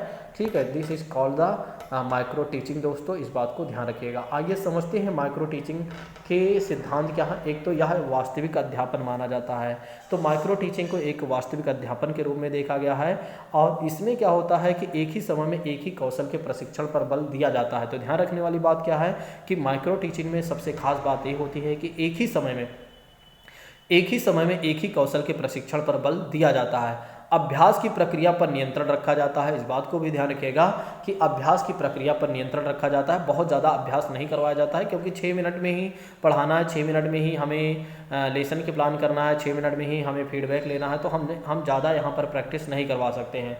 फिर उसके बाद क्या होता है कि मेन बातें ये होती हैं, सब कुछ जो बातें होती हैं वो एक तरीके से फीडबैक के प्रभाव की परिधि में ही विकसित होती हैं। मतलब जो भी चीज़ें होंगी वो फीडबैक के अंदर ही रहेंगी। ये सारी बातें ध्यान रखनी होती है, ध्यान रखिएगा। आइए समझते हैं शिक्षण के विभिन्न तकनीकी के बारे में। मतलब कि अगर हमें टीचिंग मेथड भी अपनाना होता है कि बच्चों को पढ़ाने के लिए, जैसे कि बात करते हैं किंडरगार्टन प्रणाली। किंडरगार्टन प्रणाली के जो जन्मदाता हैं फ्रोवेल हैं, जो जर्मनी के थे मनोवैज्ञानिक। ठीक है, इन्होंने क्या कहा है कि विद्यालय जो होना चाहिए वो बालकों का बगीचा होना चाहिए, जिससे क्या हो कि बच्चे स्वच्छंदता पूर्वक यानी कि बिल्कुल फ्री होकर क्या कर सकें, उसमें रहकर खेल सकें और अच्छे से समझ सकें। ठीक है, तो इस बात को ध्यान रखिएगा, विद्यालय जो होता है बालकों का बगीचा होता है, जिससे बालक स्वच्छंदता यानी स्वतंत्रता के परिवेश में खेल सकें। इस प्रणाली के माध्यम से क्या होता है कि बच्चों को खेल के माध्यम से सिखाया जाता है। इस बात को जरूर ध्यान रखिएगा। इस प्रणाली के कई लाभ हो सकते हैं, जैसे शिशु शिक्षा पर बल देना, खेल द्वारा शिक्षा देना, और बालकों की स्वतंत्रता, सामाजिक भावना का भी विकास होता है। प्राकृतिक वातावरण के साथ भी इनका जोड़कर यानी कि अध्ययन करवाया जाता है या अध्ययन करवाया जाता है। इस बात को ध्यान रखिएगा। तो ध्यान रखने वाली बात क्या है, किंडरगार्टन में आपको 2 से 3 बातें ध्यान रखनी है। एक तो पहली बात, इसके जन्मदाता वे कहाँ के थे और इसमें क्या कहा गया है और किसके माध्यम से सिखाया जाता है, और इस प्रणाली ने किस पर बल दिया है। शिशु शिक्षा पर बल दिया है, खेल के द्वारा शिक्षा देना चाहिए, बालकों को स्वतंत्रता की भावना मतलब उनके अंदर स्वतंत्रता की भावना विकसित करनी चाहिए, सामाजिक भावना का भी विकास करना चाहिए, और प्राकृतिक वातावरण के साथ अध्ययन करवाना चाहिए यानी कि पढ़ाना चाहिए। इस बात को ध्यान रखिए। बात करते हैं प्रोजेक्ट प्रणाली या परियोजना प्रणाली के बारे में। दोस्तों ये भी आपके एग्जाम में पूछा जाता है कि प्रोजेक्ट प्रणाली क्या है या एक तरीके से परियोजना विधि क्या है। तो इसके जन्मदाता जो हैं किलपैट्रिक महोदय हैं। ध्यान रखिएगा, इसके जो जन्मदाता हैं वो किलपैट्रिक महोदय हैं।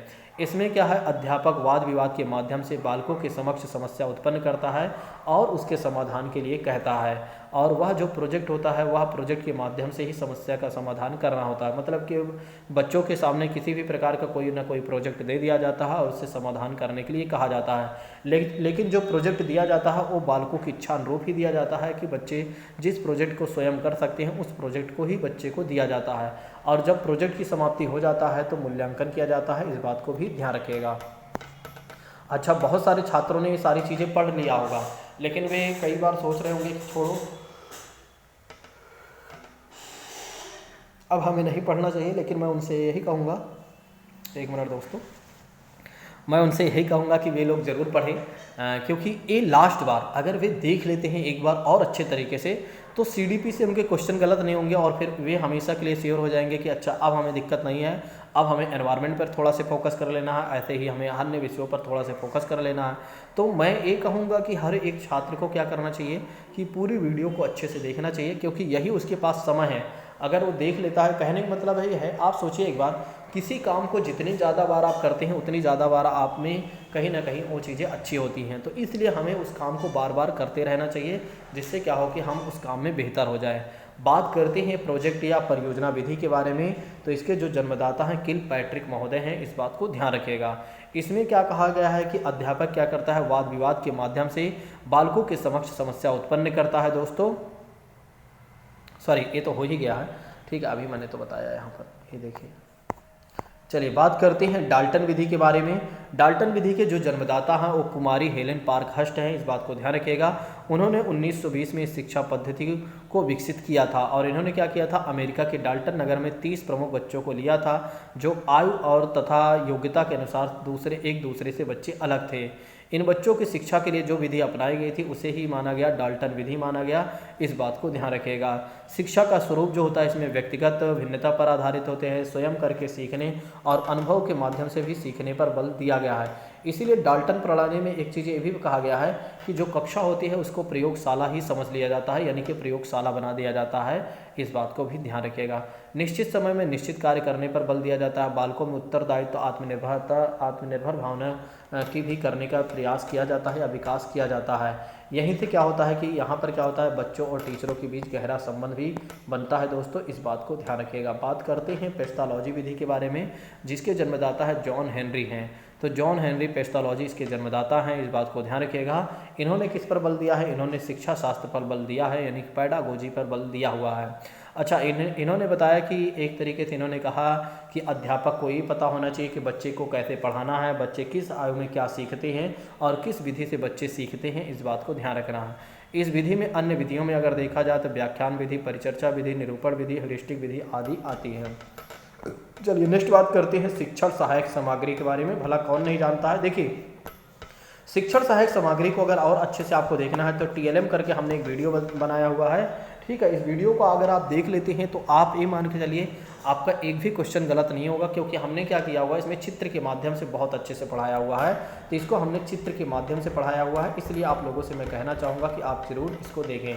बात करते हैं, अगर हम इसको देखते हैं तो मोटे तौर पर बताया गया है कि 3 भागों में शिक्षण सहायक सामग्री को बांटा गया है, श्रव्य सामग्री, दृश्य सामग्री और दृश्य श्रव्य। देखिए, श्रव्य सामग्री का मतलब ये होता है जिसमें केवल सुनाई देता है, दृश्य सामग्री का मतलब ये हो जाता है जिसमें केवल दिखाई देता है, और दृश्य श्रव्य का मतलब ये हो जाता है जिसमें सुनाई और दिखाई दोनों ही देता है। दृश्य सामग्री के बारे में बात करते हैं जिसमें केवल दिखाई देगा, चित्र, पुस्तक, नमूने और चार्ट वगैरह का इस्तेमाल करना चाहिए। श्रव्य सामग्री की बात करते हैं जिसमें रेडियो, फ़ोन, टेप रिकॉर्डर इत्यादि का इस्तेमाल करना चाहिए। दोस्तों इस बात को ध्यान रखना चाहिए। फिर एक तरीके से क्या होता है जिसमें दिखाई भी दे और सुनाई भी दे, जैसे सिनेमा हो गया, टेलीविज़न हो गया, नाटक हो गया इत्यादि हो गया। तो इसमें अगर देखा जाए सिनेमा, टेलीविज़न, नाटक इत्यादि चीज़ें हो गया, इस बात को ध्यान रखिएगा। यही है आपके शिक्षण सहायक सामग्री के बारे में। आइए बात करते हैं alternative conception of learning in children के बारे में। जैसे कि बात करते हैं अधिगम का अर्थ क्या होता है। भला अधिगम वाला चैप्टर कौन नहीं जानता है, इस पर मैं ज़्यादा समय नहीं लूँगा, ठीक है। वैसे भी ज़्यादा समय लेकर मैं पढ़ा भी नहीं रहा हूँ, आप देख रहे हैं कि बड़ा ही तेज़ी के साथ मैं चल रहा हूँ, ताकि आपको सारी बातें समझ में भी आ जाएँ और आपका चैप्टर भी टाइम से कंप्लीट हो जाए, ज़्यादा बड़ी मैराथन क्लास भी ना बने। ये मान के चलिए अभी तो 1 घंटा भी नहीं हुआ है, तो ये मान के चलिए 1 घंटा 40 मिनट 45 मिनट में ये सब कुछ हो जाएगा। मतलब कि 1 घंटे 30 मिनट 40 मिनट मैं मान लेता हूँ, और 40 मिनट से ज़्यादा समय नहीं लगेगा। तो ये जो 2 वीडियो हमने शेयर किया हुआ है, जिन लोगों ने अभी तक नहीं देखा हुआ है उसको देख ले। अच्छा, एक और बातें मैं कहूँगा, जिन लोगों ने देख लिया है वे क्या करें, अब दोबारा देखने की कोई ना कोई एक तरीके रणनीति बना लें कि किस समय हमें दोबारा देखना है, ठीक है। उसको अगर नहीं देख पा रहे हैं तो ऐसा कर लें कि 3-3 पार्ट में या 2-2 पार्ट में 1-1 घंटे के पार्ट बना लें कि हमें इस समय देख लेना है, इस समय देख लेना है। मतलब कि मेरा मानना यह है कि एक वीडियो को कम से कम 3 से 4 बार आपको देखना चाहिए। अगर 3 से 4 बार अगर देख लिया ना, तो ये मान के चलो कि आपके एक भी प्रश्न गलत नहीं होंगे, क्योंकि आपको सब याद हो जाएगा।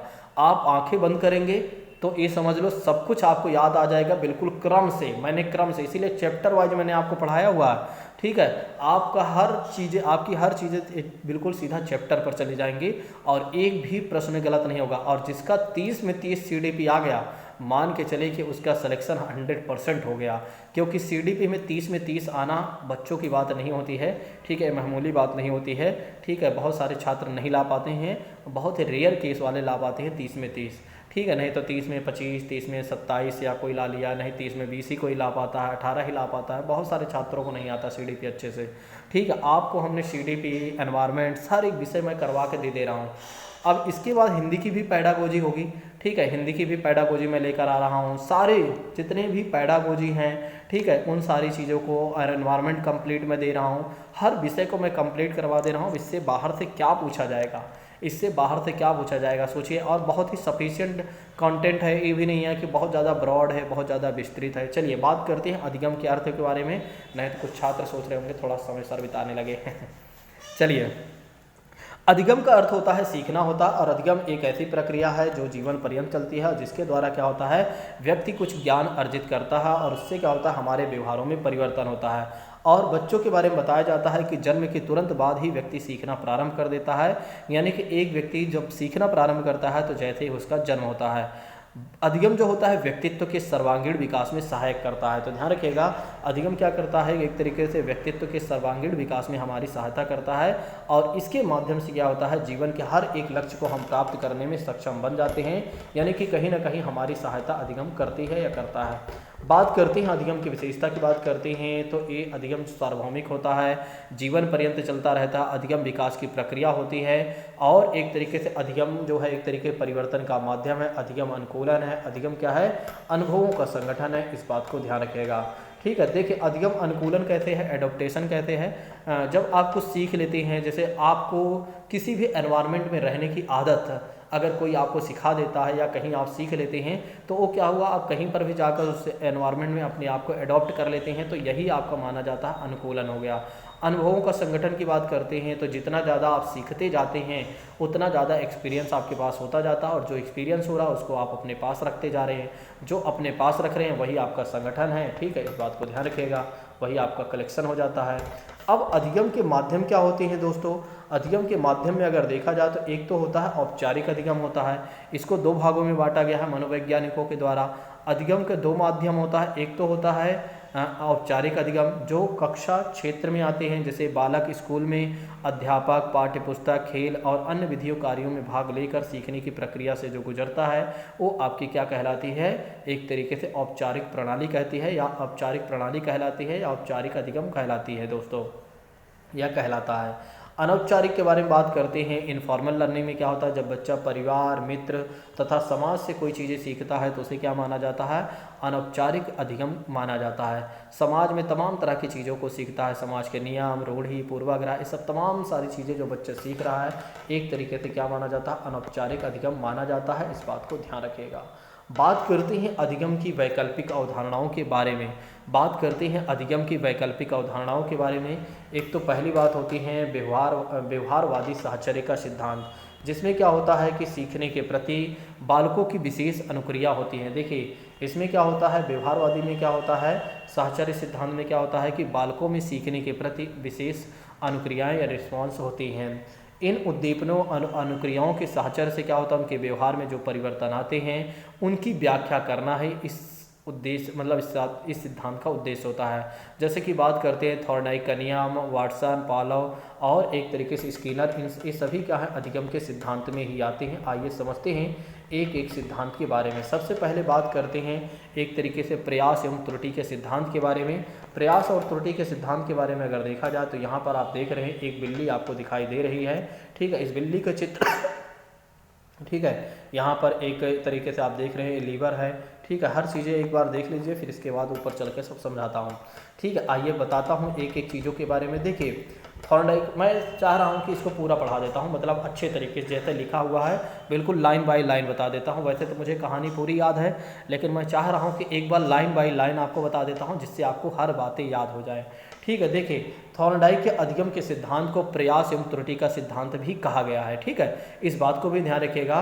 और या उद्दीपन अनुक्रिया का सिद्धांत भी कहा गया है। तो थॉर्नडाइक के जो द्वारा प्रयास एवं त्रुटि का सिद्धांत जो दिया गया है उसे क्या कहा गया, उद्दीपन अनुक्रिया अधिगम का सिद्धांत भी कहा गया, उद्दीपन अनुक्रिया का सिद्धांत का नाम भी दिया गया है, और संयोजन सिद्धांत और अधिगम का नाम भी दिया गया है।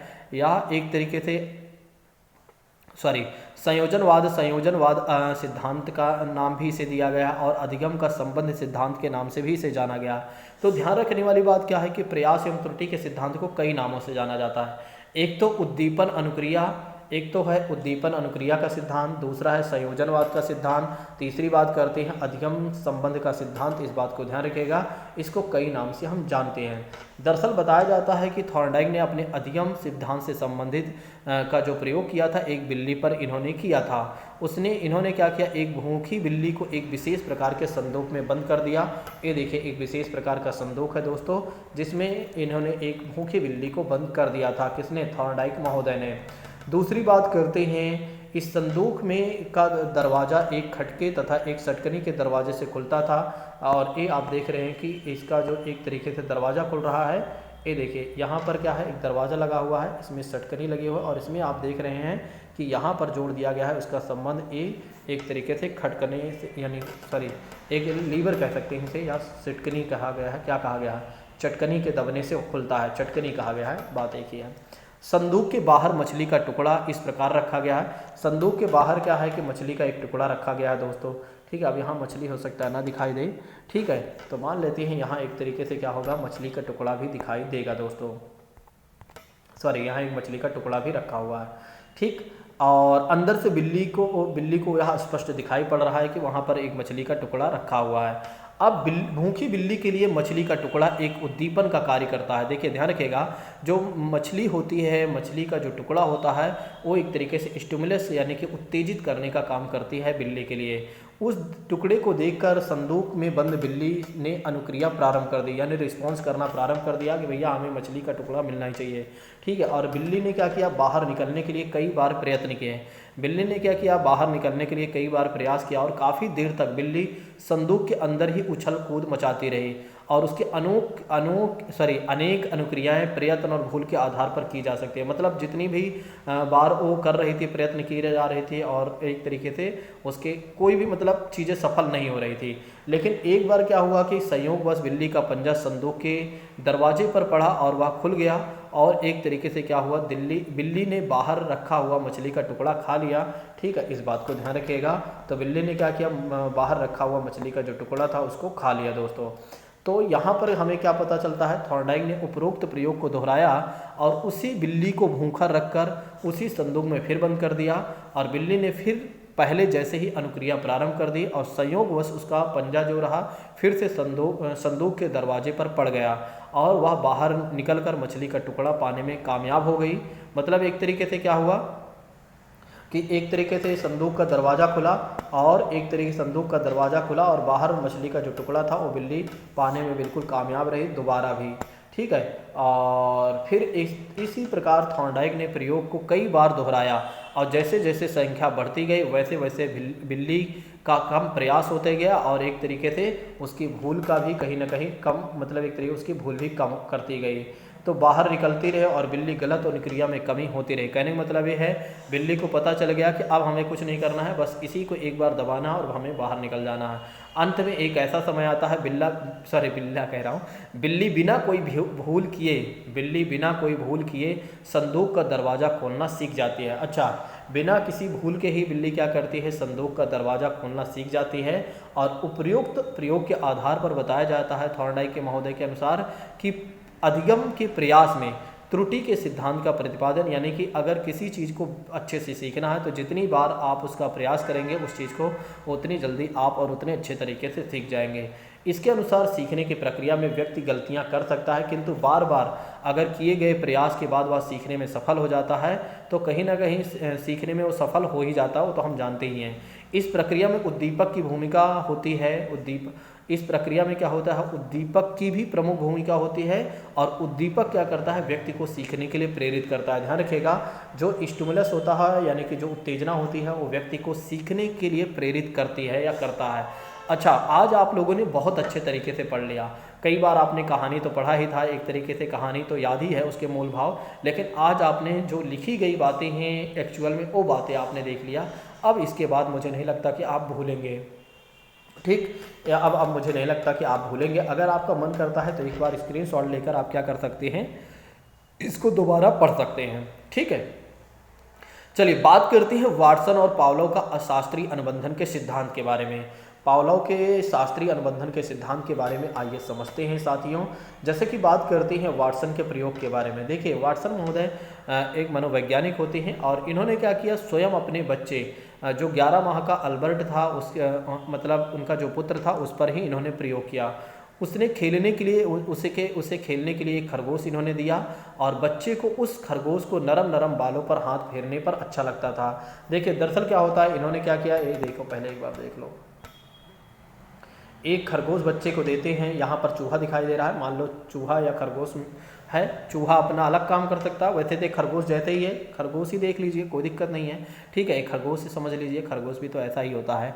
ठीक है, तो खरगोश बच्चे को मिलता है और यहाँ पर आप देख रहे हैं, यहाँ एक तरीके से क्या होता है, वाटसन महोदय बैठे हुए हैं और बच्चे की गतिविधि को ध्यान दे रहे हैं। और बच्चे को जब खरगोश मिलता है तो उस पर हाथ फेरने पर उसे अच्छा लग रहा है। कुछ दिनों तक ऐसा करने दिया गया, कुछ दिनों तक कहे मतलब वाटसन साहब ने कहा कि ठीक है बच्चा जैसा कर रहा है करने देते हैं। और कुछ समय बाद क्या होता है कि ऐसा किया जाता है कि जब बच्चा खरगोश को छूता था तो वाटसन तो वह एक तरह की डरावनी आवाज़ पैदा करने लगता था। देखिए वाटसन एक तरह की डरावनी आवाज़ भी पैदा करने लगते थे। देखिए दरअसल क्या हुआ, इसमें कई हर जगह अलग अलग कहानियाँ हैं।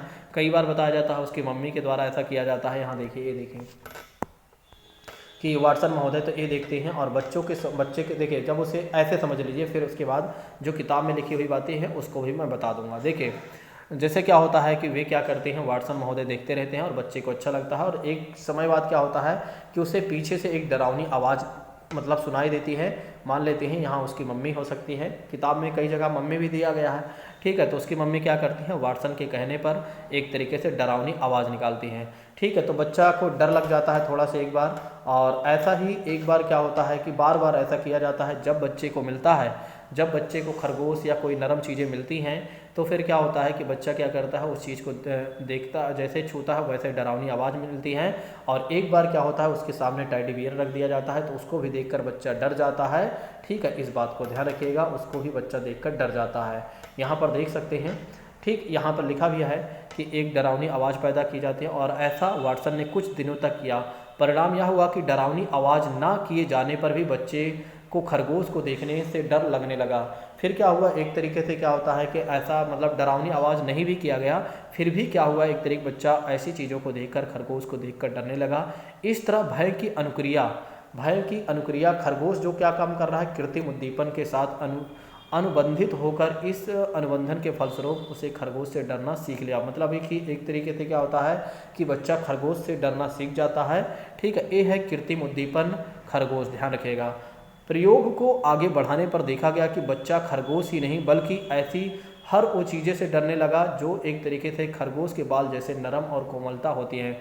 कहने का मतलब ये है कि बच्चे में क्या किया गया, एक अवधारणा विकसित कर दिया गया, उसके अंदर एक स्वभाव विकसित कर दिया गया कि अगर इस तरह की चीज़ें उसके पास आती हैं तो कहीं ना कहीं उसके लिए डरावनी वाली चीज़ें हो सकती हैं। यहाँ पर आप देख सकते हैं, कहानी एक ही है।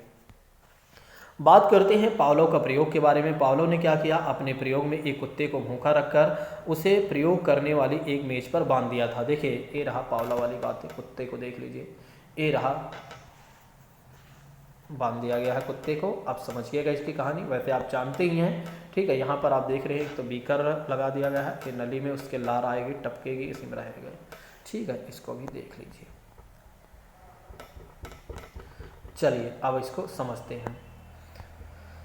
यदि आप लोगों को मेरी बातें अच्छी लग रही हैं या सब कुछ समझ में आ रहा है तो एक बार लाइक कर दीजिए और बताइए कि यस सर, आप जो समझा रहे हैं बिल्कुल क्लियर है। देखिए पावलोव ने क्या किया, एक बार फिर से इसको पढ़ते हैं। पावलोव ने अपने प्रयोग में एक कुत्ते को भूखा रखकर उसे प्रयोग करने वाली मेज के साथ बांध दिया। उन्होंने एक मेज में उसे बांध दिया कुत्ते को और उसने उस कुत्ते की लार ग्रंथियां का ऑपरेशन कर दिया। उन्होंने क्या किया, उस कुत्ते की जो लार ग्रंथियां थी उसका ऑपरेशन कर दिया था, जिससे उसकी जो लार्वा हो, मतलब उसकी जो लार है, सलाइवा जो है, बूंदों को परख नली में एकत्रित किया जा सके और लार की मात्रा भी मापी जा सके। दोस्तों उसने स्वतः चालित यांत्रिक उपकरणों की सहायता से कुत्ते को भोजन देने की व्यवस्था की। तो उन्होंने क्या किया, पावलो साहब ने क्या किया, एक तरीके से उन्होंने स्वतः चालित मतलब स्वचालित स्वयं से चालित करने वाली यांत्रिक उपकरणों की सहायता से कुत्ते को भोजन देने की व्यवस्था इन्होंने बना ली।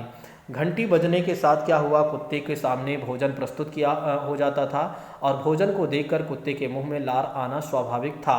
दरअसल क्या होता है कि एक कुत्ते के सामने जैसे ही भोजन आने लगा और जैसे ही घंटी बजने लगी, कुत्ते को समझ में आने लगा कि एक तरीके से अब भोजन आएगा, उसमें लार आने लगी और इस लार को पाइप से जुड़े एक परख नली में एकत्रित कर लिया जाता था। इस प्रयोग को कई बार दोहराया गया और एकत्रित कर लिया गया और माप लिया जाता रहा। ठीक है, और प्रयोग के आखिरी चरण में क्या किया गया, भोजन ना देकर केवल घंटी की व्यवस्था की गई। कहने का मतलब ये है कि भोजन तो नहीं दिया गया लेकिन घंटी ही केवल बजाई गई, फिर भी कुत्ते के लार टपकी दोस्तों और इसकी मात्रा का माप लिया गया। और इस प्रयोग के द्वारा यह देखने को मिला कि भोजन सामग्री जैसे प्राकृतिक उद्दीपन के अभाव में भी घंटी बजने से जैसे कृत्रिम उद्दीपन के भी प्रभाव से कुत्ते ने लार टपकाया और जैसे स्वाभाविक अनुक्रिया व्यक्त हुई। बिल्कुल, अगर कोई आपसे गुड मॉर्निंग ना डेली करता रहा और एक दिन वो ना करे, तब भी आप क्या करें, स्वाभाविक रूप से आप क्या करेंगे, गुड मॉर्निंग कर देंगे। तो यही बातें हैं। ठीक है, कुत्ते को डेली घंटी के साथ संबंध जोड़ दिया गया था, खाना मिलेगा, लार टपकेगी। और एक बार क्या हुआ, घंटी भी बजाई गई लेकिन खाना नहीं दिया गया, फिर भी उसकी लार टप गई, स्वाभाविक। कुत्ते ने यहाँ सीखा था कि जब घंटी बजती है तब खाना मिलता है और सीखने के इसी प्रभाव के कारण घंटी बजने में उसके मुंह में लार आना प्रारंभ हो जाता था दोस्तों। जैसा कि यहाँ पर बताया गया है, उपरोक्त प्रयोग के आधार पर मनोवैज्ञानिकों ने यह निष्कर्ष निकाला कि जब किसी क्रिया को बार बार दोहराया जाता है तो अस्वाभाविक चीज़ें भी वही प्रतिक्रिया देने लगती हैं जो स्वाभाविक प्रतिक्रिया होती है। ध्यान रखिएगा, अस्वाभाविक चीज़ों को भी स्वाभाविक में बदला जा सकता है अगर उस प्रक्रिया को बार बार करवाया जाता है। इस बात को ध्यान रखिएगा। नेक्स्ट बात करते हैं, इसे पावलो का अनुबंधन अनुक्रिया सिद्धांत या शास्त्रीय अनुबंधन का सिद्धांत के नाम से भी जानते हैं। ध्यान रखिएगा, इसे अनुबंध अनुक्रिया का सिद्धांत या शास्त्रीय अनुबंध के सिद्धांत के नाम से भी जानते हैं। शास्त्रीय अनुबंधन के शैक्षिक महत्व के बारे में बात करते हैं। तो शास्त्रीय अनुबंध के सिद्धांत का शैक्षिक महत्व ये है कि स्वभाव निर्माण उपरोक्त सिद्धांत के आधार पर बच्चों में क्या किया जा सकता है, भय, प्रेम, घृणा और भाव आसानी से उत्पन्न किया जा सकता है। बिल्कुल, अगर किसी भी बच्चे का कैसा भी नेचर बिल्ड किया जा सकता है। आप चाहें तो किसी भी बच्चे का नेचर जैसा चाहे वैसा बदल सकते हैं, बस उसे उस तरह की चीज़ें आप दिखाते चले, वैसे उसको करवाते चले। एक जैसे आतंकवादी आप देखते हैं, जो आतंकवादी बनते हैं अपने आप से थोड़े ना बनते हैं कि वे जन्म से ही आतंकवादी होते हैं, बल्कि उनके साथ इस तरह का नेचर या इस तरह का व्यवहार किया जाता है और धीरे धीरे वे आक्रामक की भूमिका में आ जाते हैं। और एक समय ऐसा आता है जब उनके लिए हर व्यक्ति एक तरीके से क्या होता है, पशु के समान होता है, यानी कि उनको किसी को भी मारते हैं तो उनके अंदर भावनाएं खत्म हो जाती हैं। ठीक है, तो इसीलिए डर, प्रेम, घृणा ऐसा आसानी से उत्पन्न किया जा सकता है, यानी कि किसी भी बच्चे या व्यक्ति का नेचर बिल्ड किया जा सकता है। बच्चों में क्या है, आवृत्ति का विकास, डेवलपमेंट ऑफ एटीट्यूड की बात करते हैं तो बालक में विशेष प्रकार की आवृत्ति के विकास में भी उपरोक्त सिद्धांत की सहायता करता है। कहने का मतलब ये है कि बालक में विशेष प्रकार की अभिवृत्ति के विकास में उपरोक्त सिद्धांत की शिक्षकों की सहायता करता है। मतलब बच्चों में एटीट्यूड भी डेवलपमेंट किया जा सकता है और इससे क्या किया जा सकता है, मानसिक और संवेगात्मक रूप से जो बच्चों में अस्थिरता होती है उसको भी उपचार किया जा सकता है, यानी कि उनमें स्थिरता लाई जा सकती है। दोस्तों, इस बात को ध्यान रखिएगा। आइए बात कर लेते हैं स्किनर का सक्रिय अनुबंध का सिद्धांत। दोस्तों, ये भी हमारे एग्जाम में पूछा जाता है। ठीक है, स्किनर का सक्रिय अनुबंध का सिद्धांत। स्किनर ने अधिगम के जिस सिद्धांत का प्रतिपादित किया उसे क्या नाम दिया गया, सक्रिय अनुबंध का सिद्धांत दिया गया, अनुबंधन का सिद्धांत दिया गया। तो ध्यान रखिएगा, स्किनर महोदय ने सीखने के संदर्भ में जो सिद्धांत का प्रतिपादन किया उसे सक्रिय अनुबंधन का सिद्धांत कहा गया। सक्रिय अनुबंधन का सिद्धांत का मतलब ये हो जाता है, यह एक ऐसी अधिगम प्रक्रिया जिसके द्वारा व्यवहार को सुनियोजित यानी रीइंफोर्समेंट द्वारा बल मिल जाने के कारण वांछित रूप से जल्दी पुनरावृत्ति होती है और सीखने वाला अंत में सीखने वाले की इच्छा के अनुरूप व्यवहार करने में समर्थ हो जाता है। बिल्कुल, जैसा हम चाहें वैसा किसी के व्यवहार में परिवर्तन ला सकते हैं। ठीक है, या जैसा हम चाहें अपने व्यवहार में परिवर्तन ला सकते हैं, बस उस चीज़ को हमें बार बार करना होगा। ठीक है, और अंत में एक समय ऐसा आ जाएगा जब हम किसी के व्यवहार में परिवर्तन ला सकते हैं या अपने व्यवहार में परिवर्तन ला सकते हैं। ठीक है, इस बात को ध्यान रखिएगा।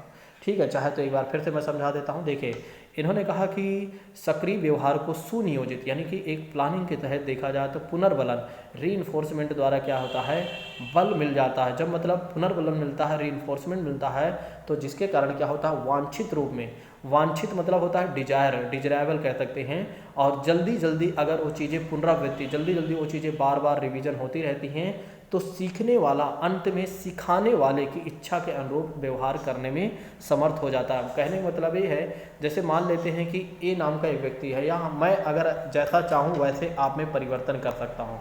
जैसे ए नाम का एक व्यक्ति है, वो टीचर है, और बी नाम का एक स्टूडेंट है। ए जैसा चाहे वैसा उसे बना सकता है। जैसे मैंने अभी आपको बताया था ना कि एक तरीके से क्या होता है, किसी भी बच्चे को कैसे, किसी भी व्यक्ति को कैसे आतंकवादी बनाया जा सकता है, बस उसके साथ उस तरह की चीज़ें आप करते रहिए, एक समय आएगा जब वो चीज़ें वैसे हो जाएंगी।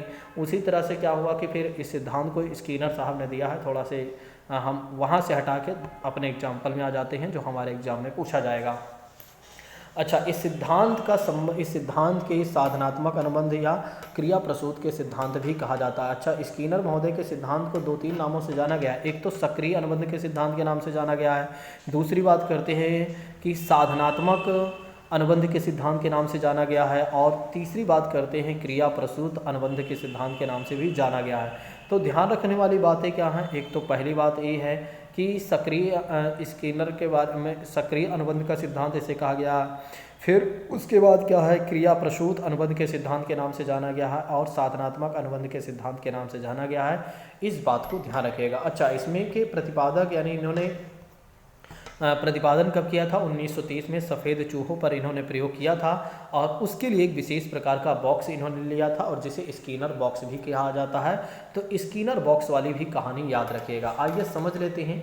ये रहा एक चूहा भैया, यहाँ आप देख सकते हैं, ठीक है, और एक बॉक्स में बंद है, इसमें एक लीवर होगा, और इसी के माध्यम से अभी आप देखेंगे एक लीवर होगा, इसी के माध्यम से कुछ ना कुछ चीज़ें होंगी, ठीक, और जो कुछ चीज़ें हैं आइए समझते हैं।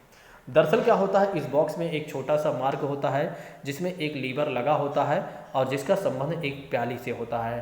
तो इस बॉक्स में क्या होता है, एक बॉक्स होता है जिसमें एक छोटा सा मार्ग होता है, एक छोटा सा रास्ता होता है जिसमें एक लीवर लगा होता है, और जिसका संबंध होता है एक प्याली से होता है। इस लीवर को दबाने से क्या होता है, खट की आवाज़ होती थी, और उस प्याली में क्या होता है, खाने का टुकड़ा आ जाता था। मतलब लीवर जैसे ही दबेगा वैसे ही खट की आवाज़ आएगी, और वैसे ही एक तरीके से प्याली में खाने का टुकड़ा आ जाएगा।